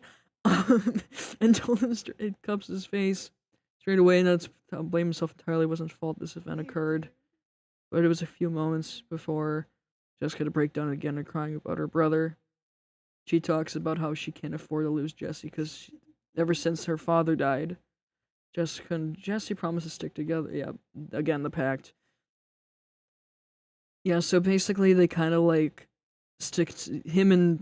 her and Lucas stick together during this stuff, again, because they're concerned about, you know.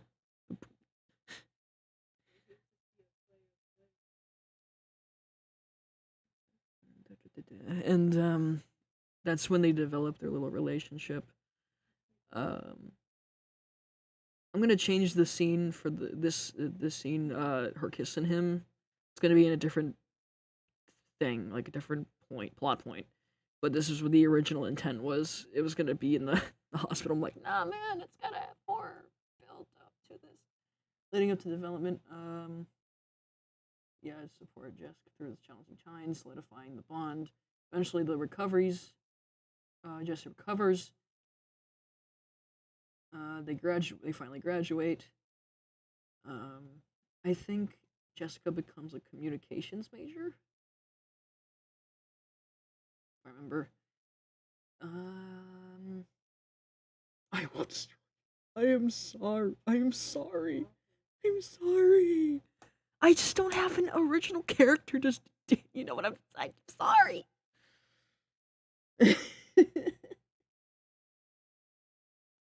Cat, I am so sorry in advance. I'm being cucked before my eyes. Oh God, I'm so sorry. Yeah, I know. Just call me Taylor. You don't have to call me Inferno. Um.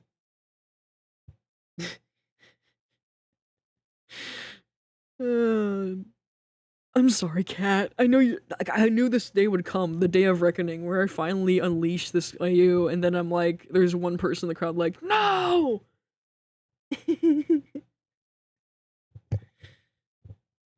Oh no. Oh boy.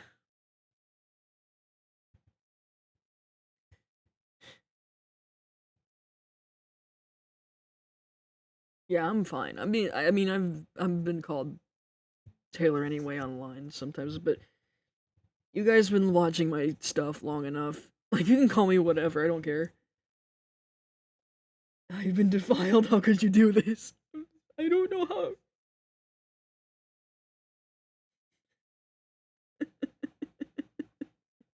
Like, guys, like, I know. I'm sorry. I'm sorry. I had to put in the cheesiness of the 80s in there. Change it to them doing a super epic fist bump.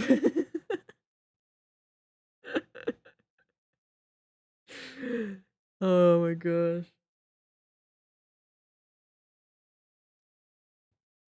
Uh, okay, so what I put in here for her, his sister has like a feathered hairstyle. Um, bright pastel sweaters, white high waisted jeans, scrunchy in hair. Yeah, that makes sense. Um, cold weather oversized wool cardigan. Aw, cute. So cute. Yeah, Kent, another side character. Um, yeah, he's a librarian. Alright, gets the golden boy of the hour, which is how's a secret handshake not cheesy? That would be really funny. Just do the gosh. All right, Lucas Crockett, baby. Um, so main characters, obviously, version of character has to be one of my favorites, if not one of number one of my favorite of the AUs I've written in my entire works. And it's because how I developed a story. So he grew up in northern Chicago, enjoying a relatively normal childhood until the age of 7, when tragedy struck. His father, William Crockett, was murdered during a mugging incident. The loss left Lucas and his mother, Linda, struggling to cope with the devastating blow. As Lucas turned 10, Linda took her own life, leaving Lucas in a state of shock and grief. In the aftermath, family friend Ivor Herman stepped in to become Lucas's legal guardian. Ivor's presence provided Lucas with a stable home, but the emotional scars from his parents' death remained. During middle school, Lucas befriended Aiden Brewster, a classmate who taught him to, laugh things off, hee as a way to mask his pain. This coping mechanism led Lucas down a troubling path as he began to bully other kids, including a new kid, good old Jesse Seinfeld, when he arrived in Chicago. Over time, Lucas began to feel remorse at his actions towards Jesse. The turning point came over during high school homecoming of junior year, blah, blah, blah. Yep, we know this. Yep. Shooting incident, I call it. Devastated following Mercy Gill not being able to protect his friend in the hospital. Yep. Um. Yep. Jessica and Lucas reconciled. Meanwhile, Lucas's actions led to a confrontation with Aiden and the rest of the gang. During detention, Lucas revealed his deep-seated struggles, leading to a profound understanding among the group. Yeah, that's all right. And he pursues psychology in college. Woo! He eventually graduates and proceeds to the boy. I say that like cats love storing the RPGs and super cringe. If yeah. Mm-hmm.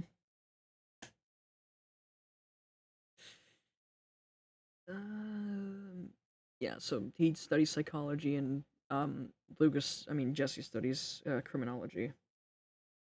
That's so in character. Yeah, I know. I know, it's great. Psychology, baby. That's in the second story. See, that's kind of a little bit of backstory on him.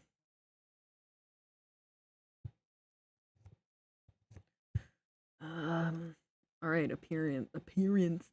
Blonde hair, mullet slit back. Yeah, he has like a little mullet too. Black leather jacket, violet purple shirt, blue jeans with brown, yeah, blue and white Adidas's, like the classic ones. His little, let's see here. Oh, I guess I didn't.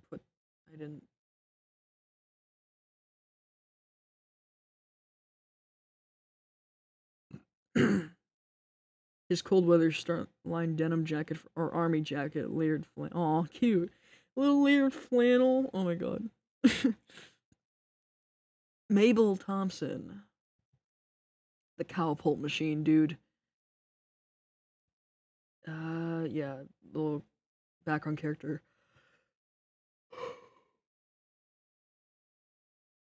Maya, not much on her, but she's part of Aiden's little trio. She does pursue sociology though in college.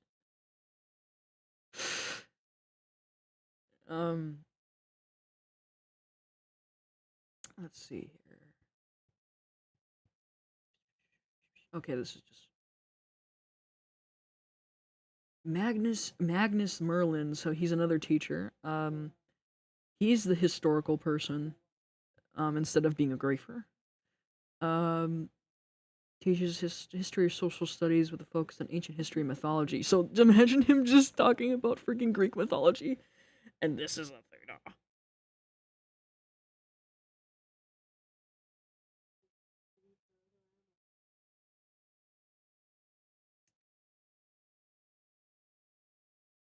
Okay, let's give us a rolling.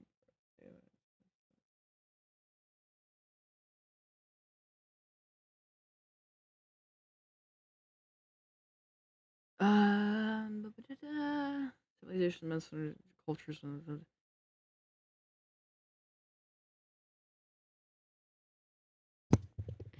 whoops, hit the mic with my elbow. Oh, Kat's her the describing her ship thing. Her own little like romantic thing.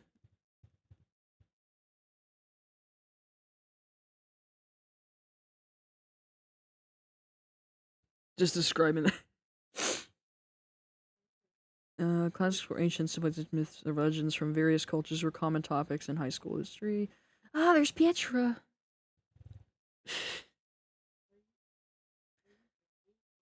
Pietra was introduced first arc of the story as Northern Bridge High School. She came in from Indianapolis.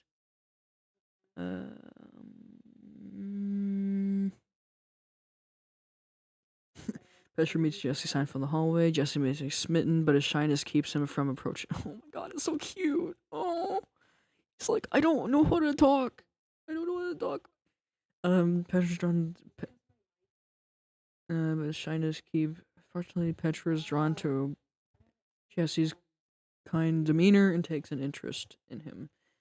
Their connection deepens when Jesse's really beaten by Aiden Brewster. Oh yeah, that part. Despite Jesse's attempts to downplay his injuries, especially sees through the facade. Oh, it tends to his wounds. Oh, his little wounds. Petra has the feathered orange look. The blue bandana. Around her neck.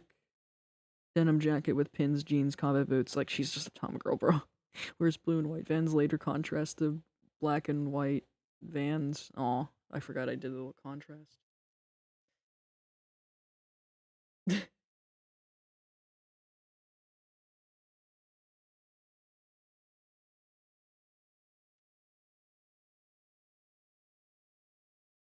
Let's see. Jacket.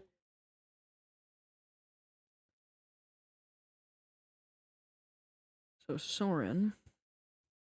Let's see.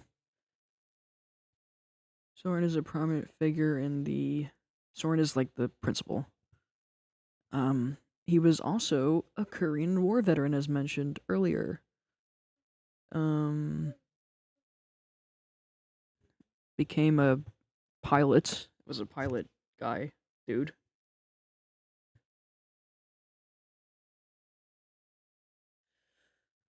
His principles shown as fairly shows that regarded as both students' faculty for approachable nature and commitment to fostering a positive school culture. Thought of Soren being a current born as how high school he was friends with Ivor during the war. Lucas was going through a rough time in Jesse's recovery period, and Ivor tells Soren that the kid needs to take some time off since he knows that Lucas doesn't have his parents. He just nearly lost someone who was newly close to him, and he's like, yeah, man, I'm gonna give you off.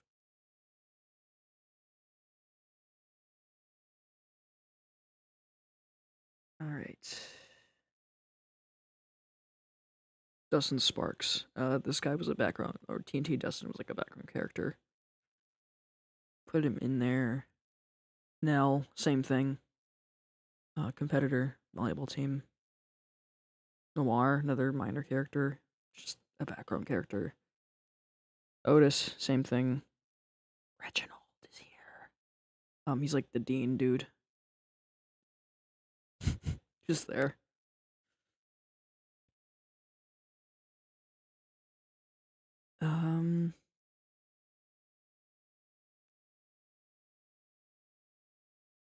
So Reginald is that. Sandy is another background character. This is the guy. Oh, shoot, what was it? The flying machine. Thing she made. Voss. Yep. This is another background character, but she's just like he teaches archaeology or geography. Nerm, I'm still having trouble like figuring out what to definitely doing all the fun things out back at the school. Yeah.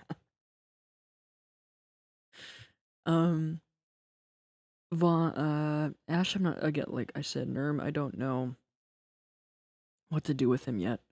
Willie is just another background character, he's just custodian. Alex Seinfeld, my poor child. Our poor parent, our poor mother. So it's a little bit more on Alex here. Working class woman, and she's a single parent too. For her husband Steve passed away, Alex stayed home to raise the twins, providing a warm, steady presence during their early childhood. Continued to be as a full-time homemaker.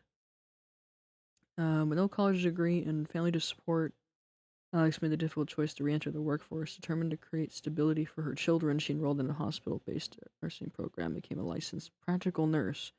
By 1983, she worked a full-time full clinic in Chicago ever since.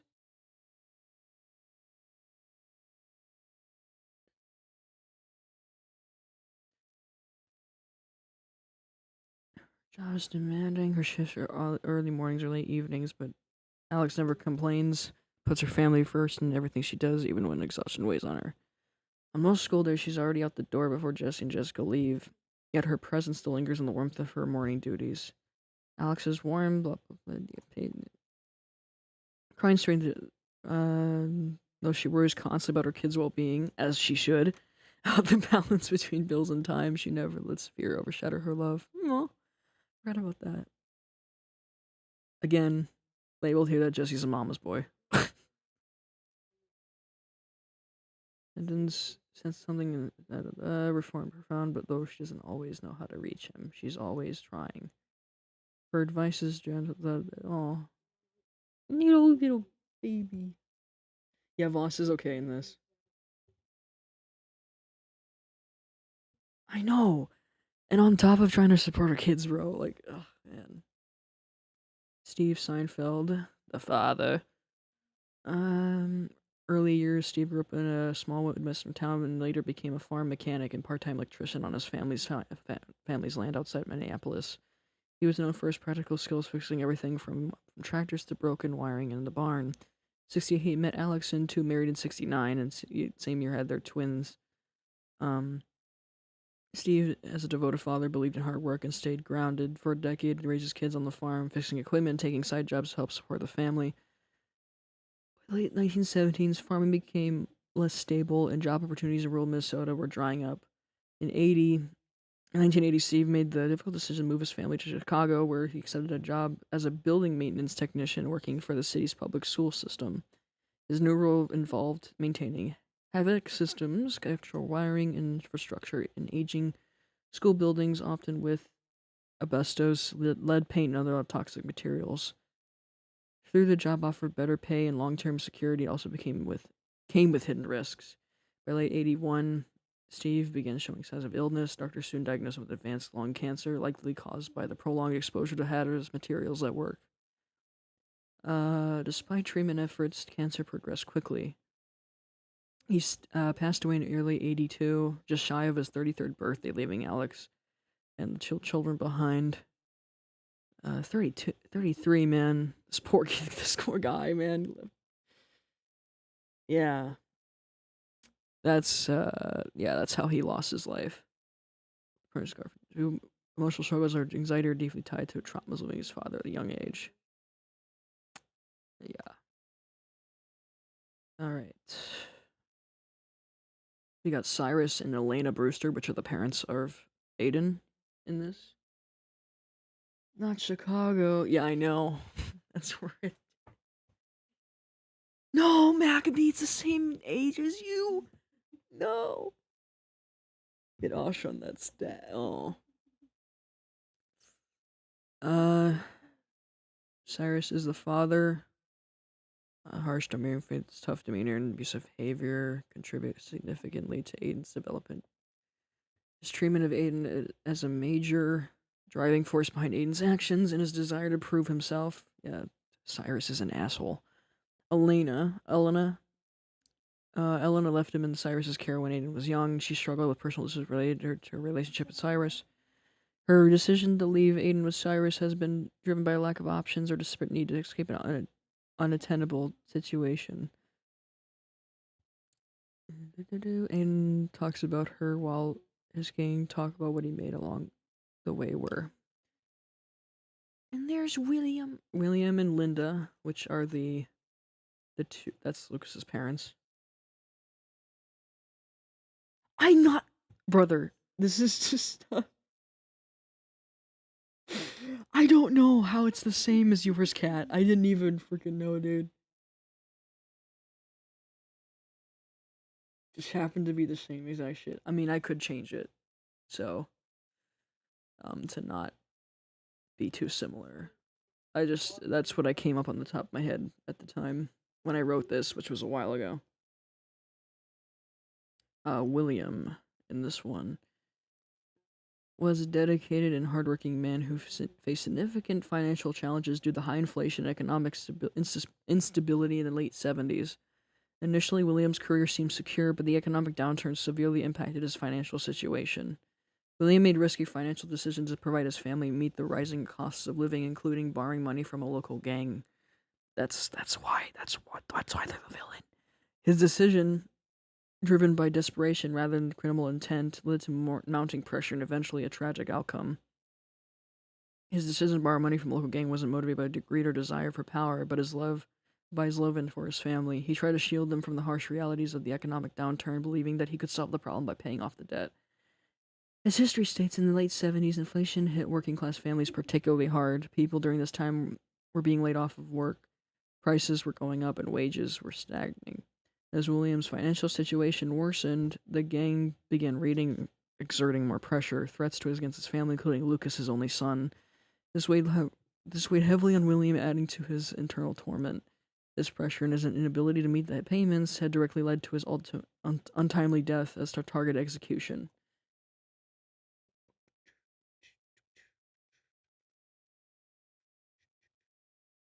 Oh. Oh, and like, it's not my fault. It's not my fault, Cat. I'm sorry. I didn't even know that was your family lore, brother. Like, oh no.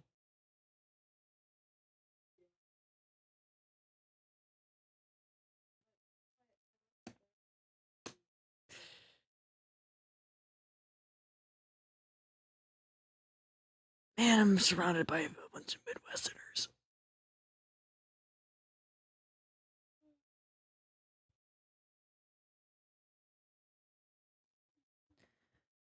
Let's read. Since this is the last character to read, this is world building stuff to keep in mind.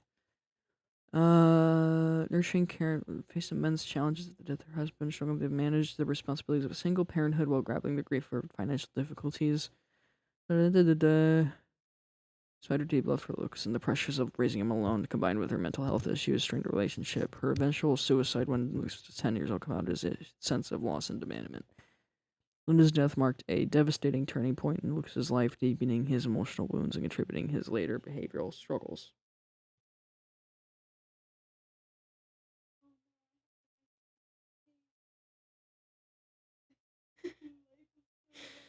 Oh man. Yeah, Linda's been and that is the lore. The lore doc, besides the amount of like this is just world building related stuff of like the like just Earth and like what was going on at the time. Twisting the mind north, thanks. I'm sorry, man. I'm sorry I had to twist the knife further. But you can see why I loved writing this one. Love writing the hell out of this one. Let me look at the Shifted Decade, which is the sequel. Um which is even a dumber name. Alright, this I'm still working on this one. So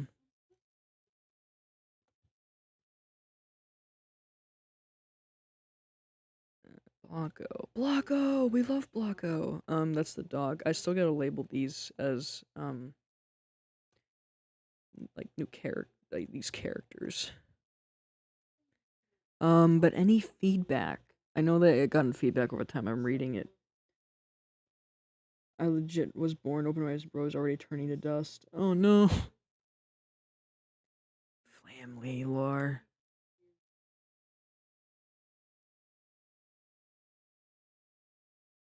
Oh.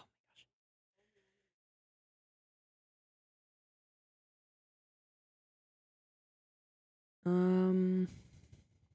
Let's see here. I was about to ask. Um, as I was trying to say, I any feedback that I should do for Radical, like anything that you guys want to see in there, like anything missing, or like, oh, this would be cool if this happened in this story, or like, oh, this would be really, or like, this is it pretty decent so far?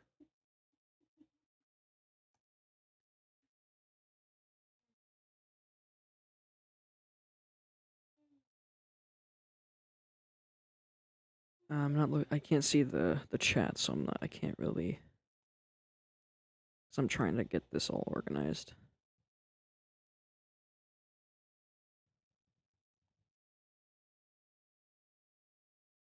Um. Da, da, da, da, da.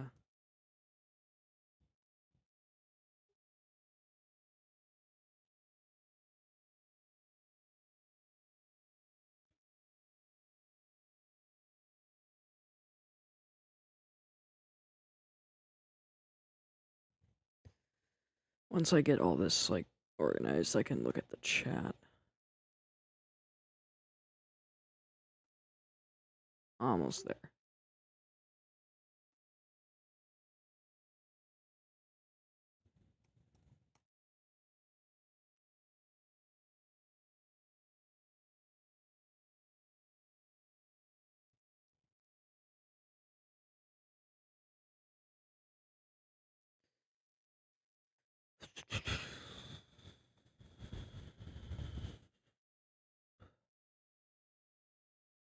Almost there.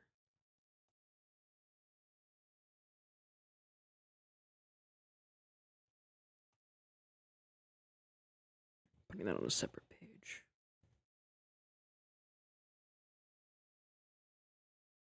Okay.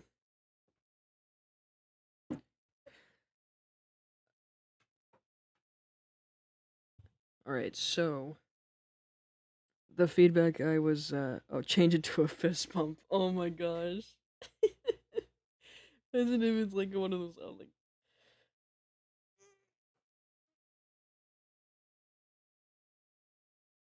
I think it's decent for what you showed us. The details will come as soon as you write whatever you do. Yeah. It's like a general idea of like the story.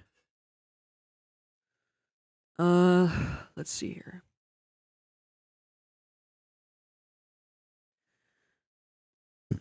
Shifted Case is a sequel to the high school Oracle Decade. I do not remember exactly when the college sequel concept started, but my guess is from a concept art that I did back in my freshman year of college. One piece that was dated September 2022 showed a concept of how I envisioned Jesse being in college in '91. Recently, I've grown to love the concept, and now I'm developing it. Of course, just like how Radical Decade started to have the cheesy '80s high school movie aesthetic, Shifted Decade has the tone of the movies from 1987 to 1992 era, like the dark shit. You know, like Silence of the Lambs. That's definitely one of the biggest like inspirations for this movie or this thing.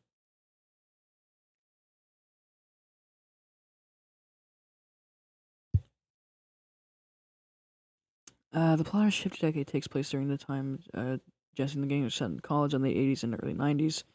Set against the backdrop of a changing cultural landscape in a city grappling with crime and corruption. The sequel takes place on a darker tone compared to its predecessor.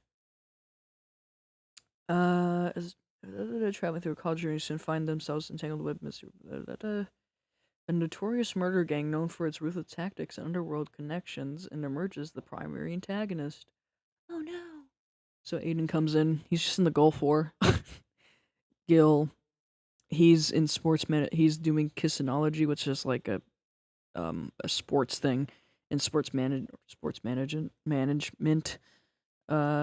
Ivor's hanging around, but he has not really much of a major character as he was in the first. Seinfeld, of course, protagonist faced bullying and getting shot by a game in high school. Now pursuing a major criminal justice. No, it's criminology now. If I can spell that right. There we go. Yeah, college time. I haven't put like, but criminology was made like very recently in that time. Jessica's there too. Studies communications. Lucas, dealing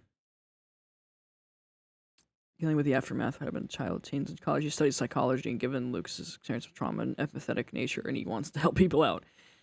Maya is doing sociology. Petra is doing a journalism major. And Alex, of course, is there for supportive. Axel comes into the scene now.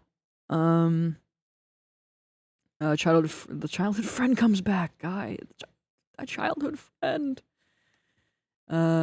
Jessica grew up in Minneapolis when took care of their pet pig Ruben while he's gone. Even though he was mentioned Rackle Decade, we don't see him until Jesse reaches college. They become roommates in college and they stick together as they graduate. Last name comes from this sitcom Webster, so that's why he's called Axel Webster. Yeah, Axel. Binta comes in here. Looks like the only note I had for her was all I thought of her is being an organizer for the club, for a club, just like how. But I don't know what to do with her yet. Blanco, the little doggo. uh, we all love we love Blanco. Since Blanco's friendly in the original game to Jesse, I thought in this AU, all I thought about far to do with him is we have Jesse find him as a stray dog one rainy day and perhaps take him into the Seinfeld family. But Blanco wouldn't probably make an appearance after Ruben's death, as mentioned in the sequel. Oh yeah, so Ruben dies like while Jesse's in the it's at college. It's kind of based off of an actual thing that happened to me, where um my dog passed away while I was here. Um, kind of it's again really sad.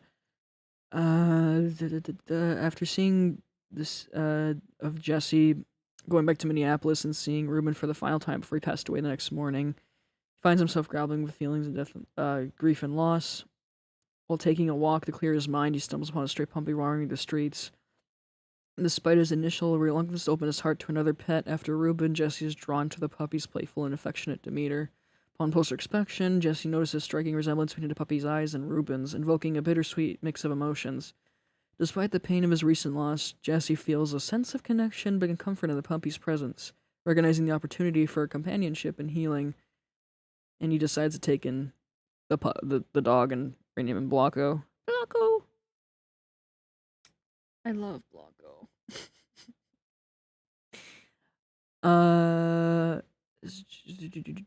As they bond over time, the puppy becomes a constant source of support and joy in Jesse's life, helping him navigate. Yeah.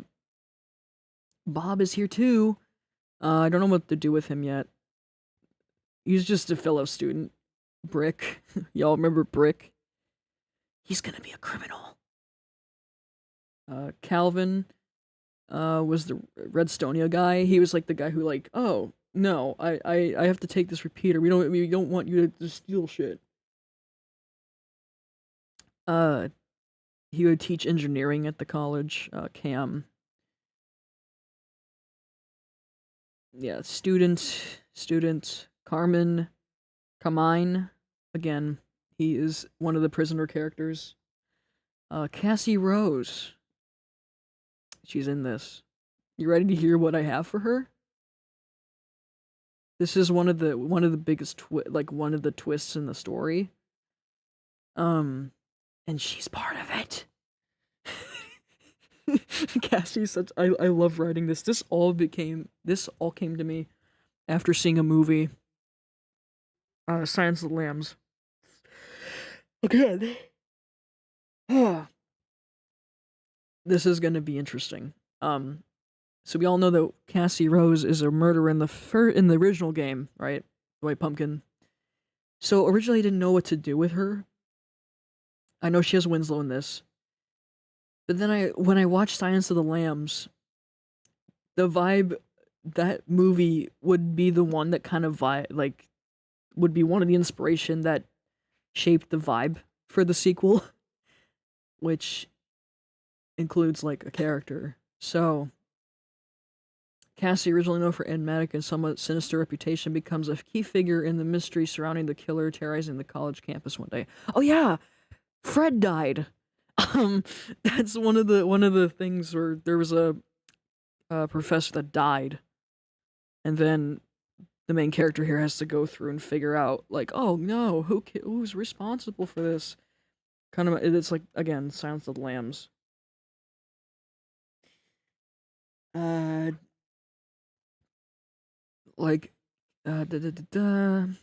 Becomes a key figure surrounding Jesse. Cassie's a student. While initially be seen as insectic and reclusive, Cassie's true nature as a cunning individual begins to emerge as Jesse delves deeper in some of the investigations. No, Cassie's character was inspired by Hannibal Lecter by The Silence of the Lambs, yeah. But she's not a cannibal in this. Jesse seeks to unravel the identity of the killer who killed the professor at the school. Cassie Rose becomes the person who helps Jesse, but Cassie Rose would later be the character who leads Jesse into another investigation that leads to a bigger twist of revealed the truth of like Lucas's father's death. Um, when Jesse and Lucas encounter that gang member, Jesse got shot in Raggle Decade. We all know that. This sequel extends upon that plot point. On the night Jesse was shot, Lucas was supposed to die since the gang member was planning to execute the son whose father didn't complete the payments during the time of the late 70s inflation. We learn the truth of Lucas's father's death in the story. While Cassie Rose is in jail, if I don't know yet, probably. Jesse tries to get answer out of Cassie about how she was involved with the gang and how she knows William's like dad, like how she like knows him. Cassie doesn't know all the details, but she points someone who's a part of the gang show knows all the details. Back to the killer plot before the twist, tension mounts and stakes escalate, and Jesse must confront Cassie in tense, gripping showdown with the true extent of the murder. Tensions are finally revealed, yeah. But then we realize, I kind of worked on this plot point where Cassie was taken in from the gang themselves, and as a child, like an orphan, she was raised among this group called the Iron Fangs. That's the group's name, the gang's name, and she she knows William because and matches the picture, and she knows because she's the child who killed him. Ooh, she was trained to do it, and yeah. What a twist. That's kind of like the twist they go through. And I know that's like a big spoiler. I'm like splaying out like all of this stuff out, but man, I just wanted to talk about it because dang, it's so good.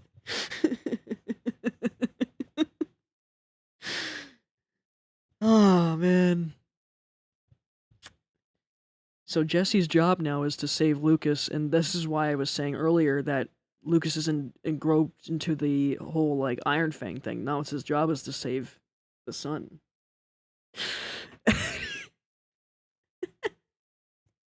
And Cassie actually becomes an ally. She actually helps Jesse out, and she ends up dying in the end because you know the gang's like, why? How could you portray us like this? And Cassie's whole thing is like, I was meant to die here because you cannot get that behavior out of me. I was trained to do this thing. Like, oh man. But that's kind of the whole plot with the second one, the sequel, was this, because see why it's darker and it, oh man. Oh man. So she's the key. Like Cassie's like a good guy / a bad guy in a way. Please tell me Jessica dies so I can take her place. No, sadly she does not. I'm sorry, Kat. You're gonna have to live with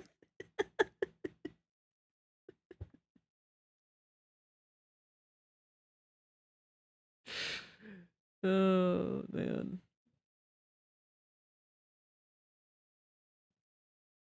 Yes, he.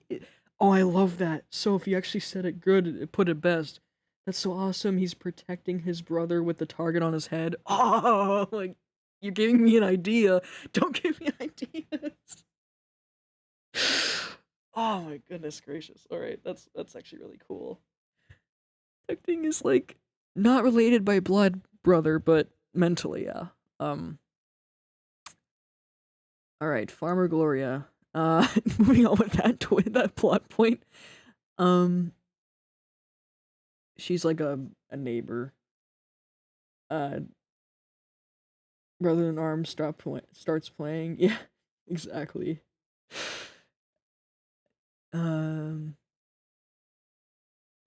So she's like a person that Jesse knew growing up. Fred. Oh, Fred. So I didn't know what to do with. Dang, I guess I have to finish her off myself. No, Cat, don't do it. Don't do it.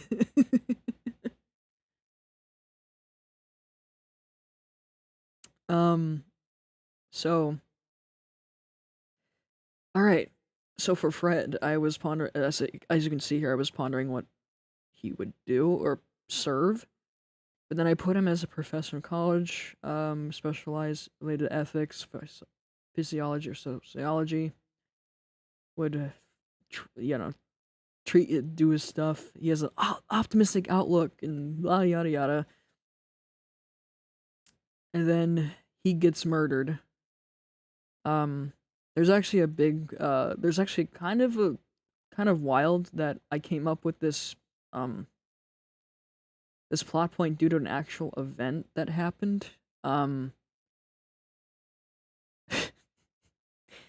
Actually, wait, give me a second.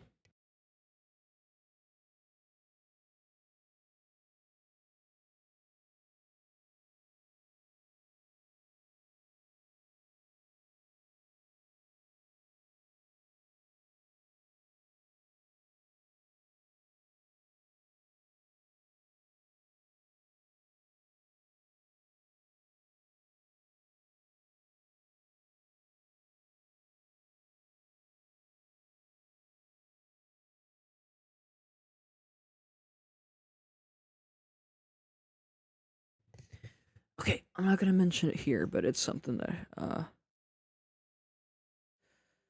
um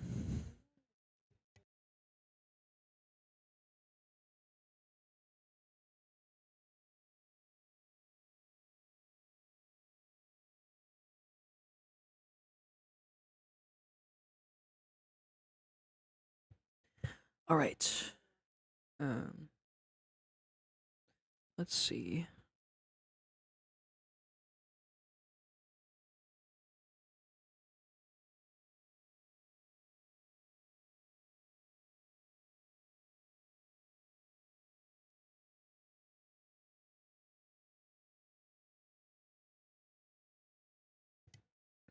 Okay, so sorry about that. I had to split away for a second because my roommate's going to sleep. So I'm gonna continue trying my best to, you know, keep my voice down a little bit. I have to go deep throat the mic. It's ASMR time. No, just kidding. So yeah, poor Fred is not escaping from murder. So Jesse needs to go investigate the murder. Um, leads him into the biggest twists, which we just talked about earlier. Yeah, what happened to Luke's father with overall threat was going to do to his friend. Yeah, Hadrian. He's one part of the college administration. He's just there. He's just like, y'all, what the hell? Cat, no. I get it. I'm sorry. You're not a person who freaking I feel bad for you. Oh man. Okay.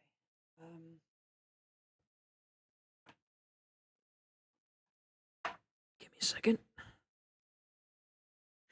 So Hadrian is just kind of like a school dude. Staff. Harper. Um she's like a technology specialist. That's what I put her down. Harry. It's co-worker with Harper. If you remember Harry.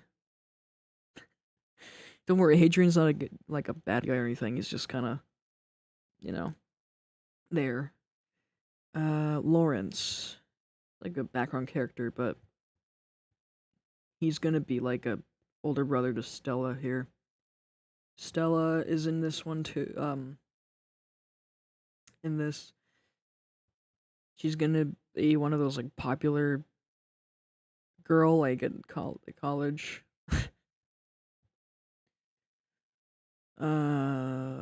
Capital T. Yeah, think. Oh yeah, I forgot there was a whole secret fight club in the sequel. In the sequel, there's like a secret fight club with gladiators, and that's kind of part of the plot.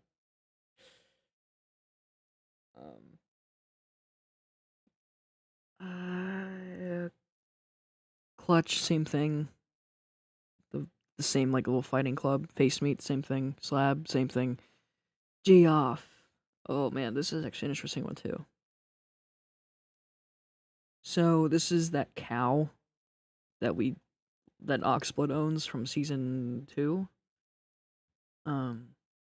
And since mushrooms do not exist, I thought I would change the animal to a falcon. So imagine Oxblood just having a falcon with a bird.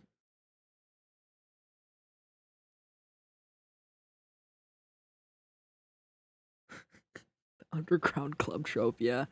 I mean, story mode's kind of cheesy in that way too, aren't they? Oh no! No!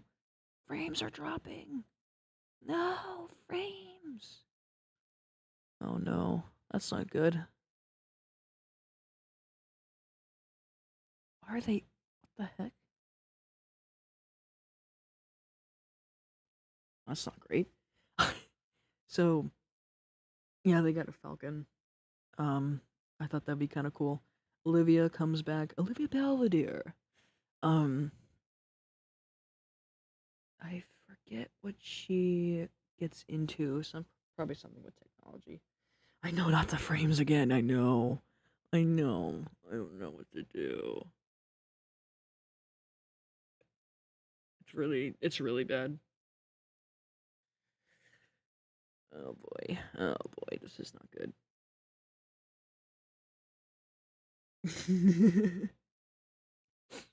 It's actually OBS being like an idiot right now. It's like, why the heck, dude?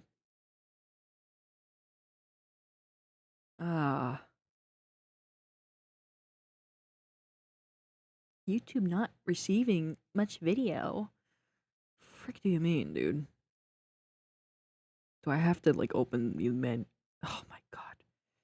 The YouTube absolutely hates me. um yeah, she's not much of anything. I just know that her and Axel get in a relationship later, but she doesn't really have much of a plot point yet. I was thinking of like, all these guys using their majors to figure out the big like plot point, which would be kind of cute to do. Oxblood. He's in the fight club too. Pama. I don't know what to do with him, but yeah, I don't know what to do with him either. Radar's here too. Um, Radar's a cool one too because he's introduced. He's like, we see him as a young kid who crossed paths with Lucas one time, like a little kid. Age 11, he has a brief encounter with Lucas, setting at the stage for his future involvement in narrative. Despite his young age, Radar displays curiosity. Radar reappears at the age of 17, 18, having grown older and more mature. Uh, do, do, do, do. Da, da, da, da.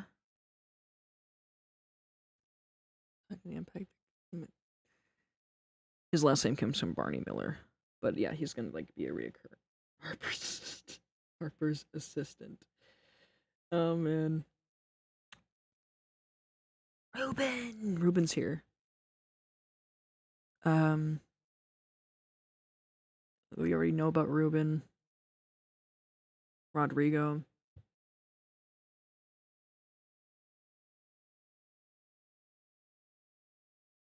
Um, Still his bodyguards in the original game, but uh, him being freaking guard at the Fight Club, dude. Warden or Gordon. He's gonna be the criminal investigation professor at Jesse's college. So literally, we're gonna get scenes with him, with the warden. Luna. Not sure what her fit are yet. Mevia, again, she's gonna be one of the campus authority people.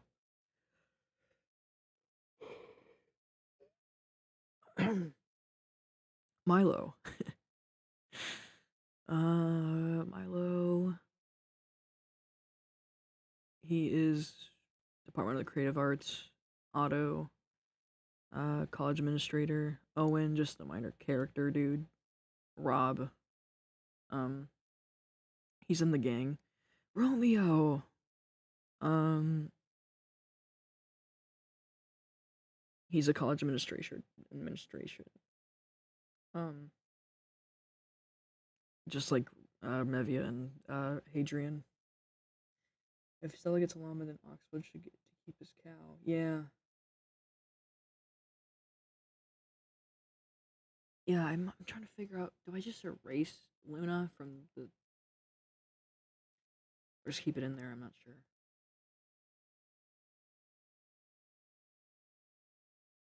Sebastian, that is student. Sig, same thing. Background character. Soup, or Sky. Remember Soup, guys? Skylar. She's gonna be an RA character. Terry. Another person from the gang, dude. Val. Another RA like Skylar. Waffles! Chicken. Maybe he might make a cameo. Wanda. Yeah. Artist. Winslow! Yeah, Winslow, him just being there. The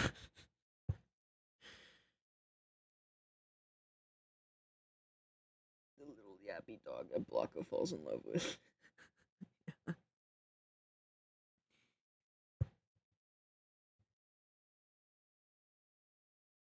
Luna could be a different animal. I'm not sure though what would fit though.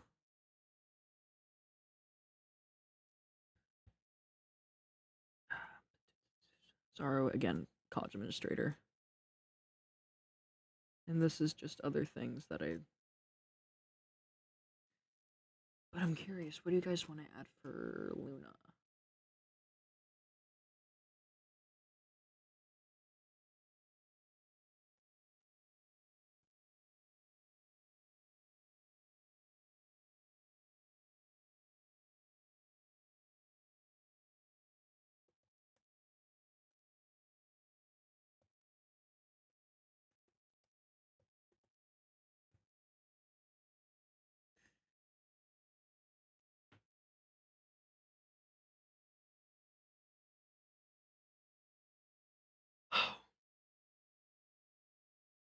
I wish I could talk more, but I really, given the fact that my roommate is literally like trying to sleep right now, it's like hard to.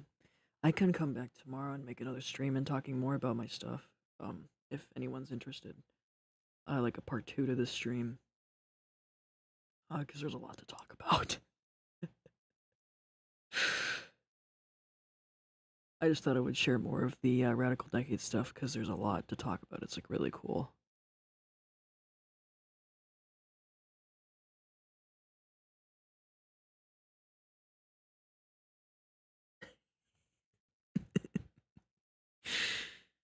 Oh man.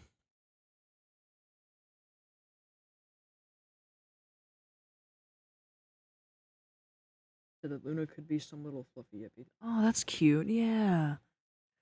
They're like little foo-foo dog or something.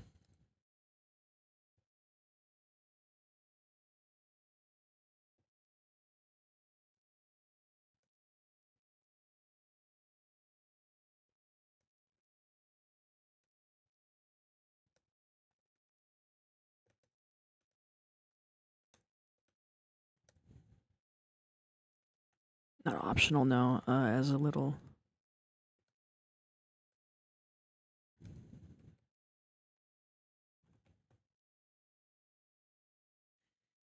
There we go. All right. So how are we feeling about this story? Do you actually have like maybe a better name for it instead of like Radical Decade? And maybe I can do um different name for that.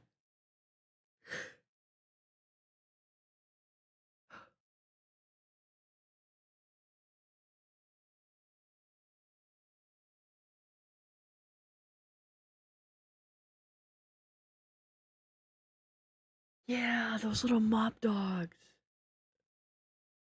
Oh my god, yeah. Those are so cute. And the fact that Stella talks about like puppies and stuff, it makes sense.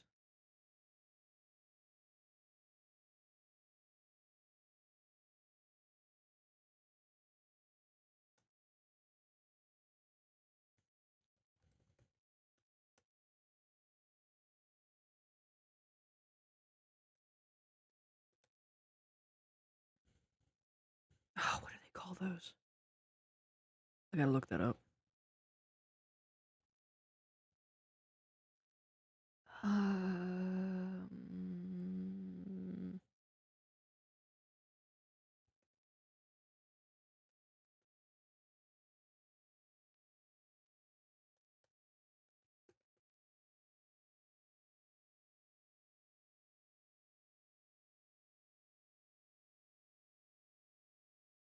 oh, okay, yeah.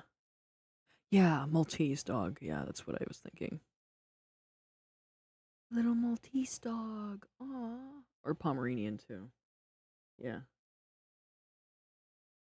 Pomeranian would be so cute.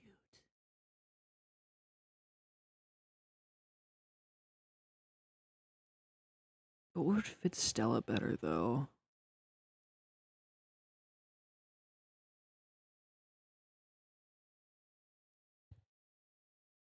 I feel like she would be a Maltese girl. A Maltese dog.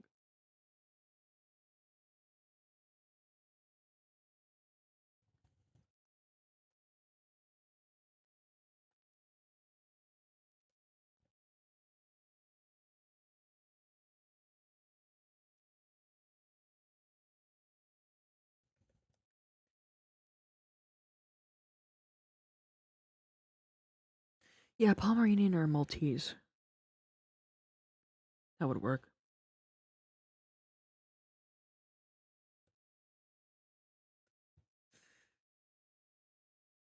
Um,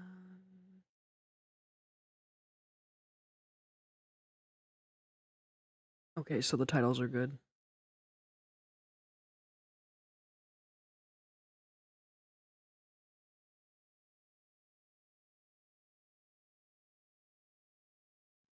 That's good to know that they're good. And also, I'll make it a mix. Oh, yeah. Um,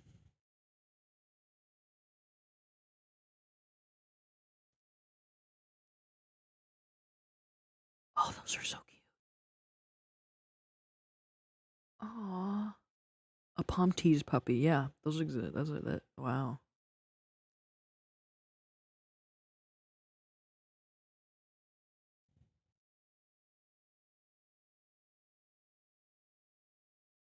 Those are so cute. Oh my gosh. I'm like looking it up now. Palm Tease.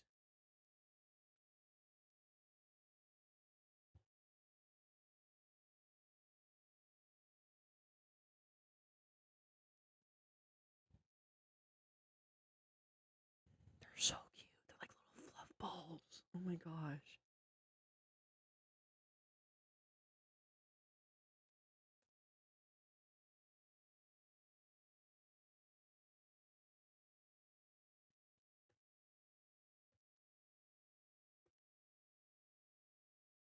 There we go.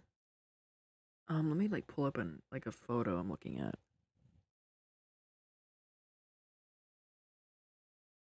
Or actually, let me display the whole thing. Oh wait, no.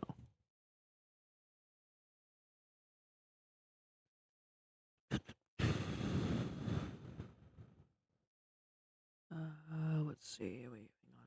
There we go. Yeah, there's a couple of there's dogs.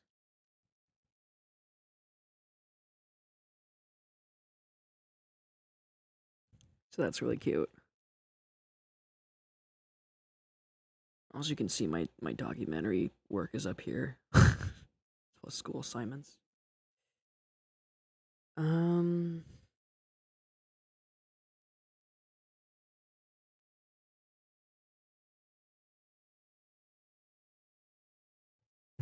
Are my frames working now?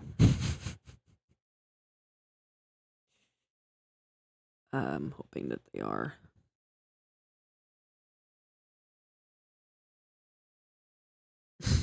Luna would be so cute. Honestly. It's gonna be cute. I know it. Um. Anything else? Before I'm gonna have to sign off for the night. I hope you guys enjoyed me rambling about um about this AU again.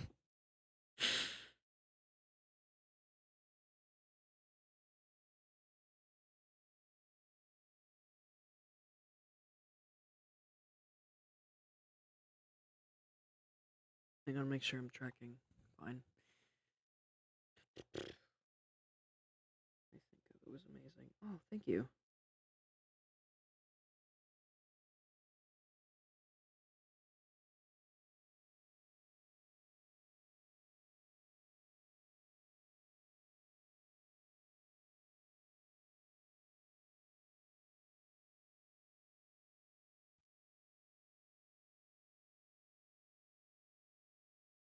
I think bringing the gain and the violence to happen is a good choice. Like, yeah, it's like you don't have to create anything like too differently. Just bring back like the It's just that in the first one, it's like it's unheard of until um then you make that like the second plot in the second one.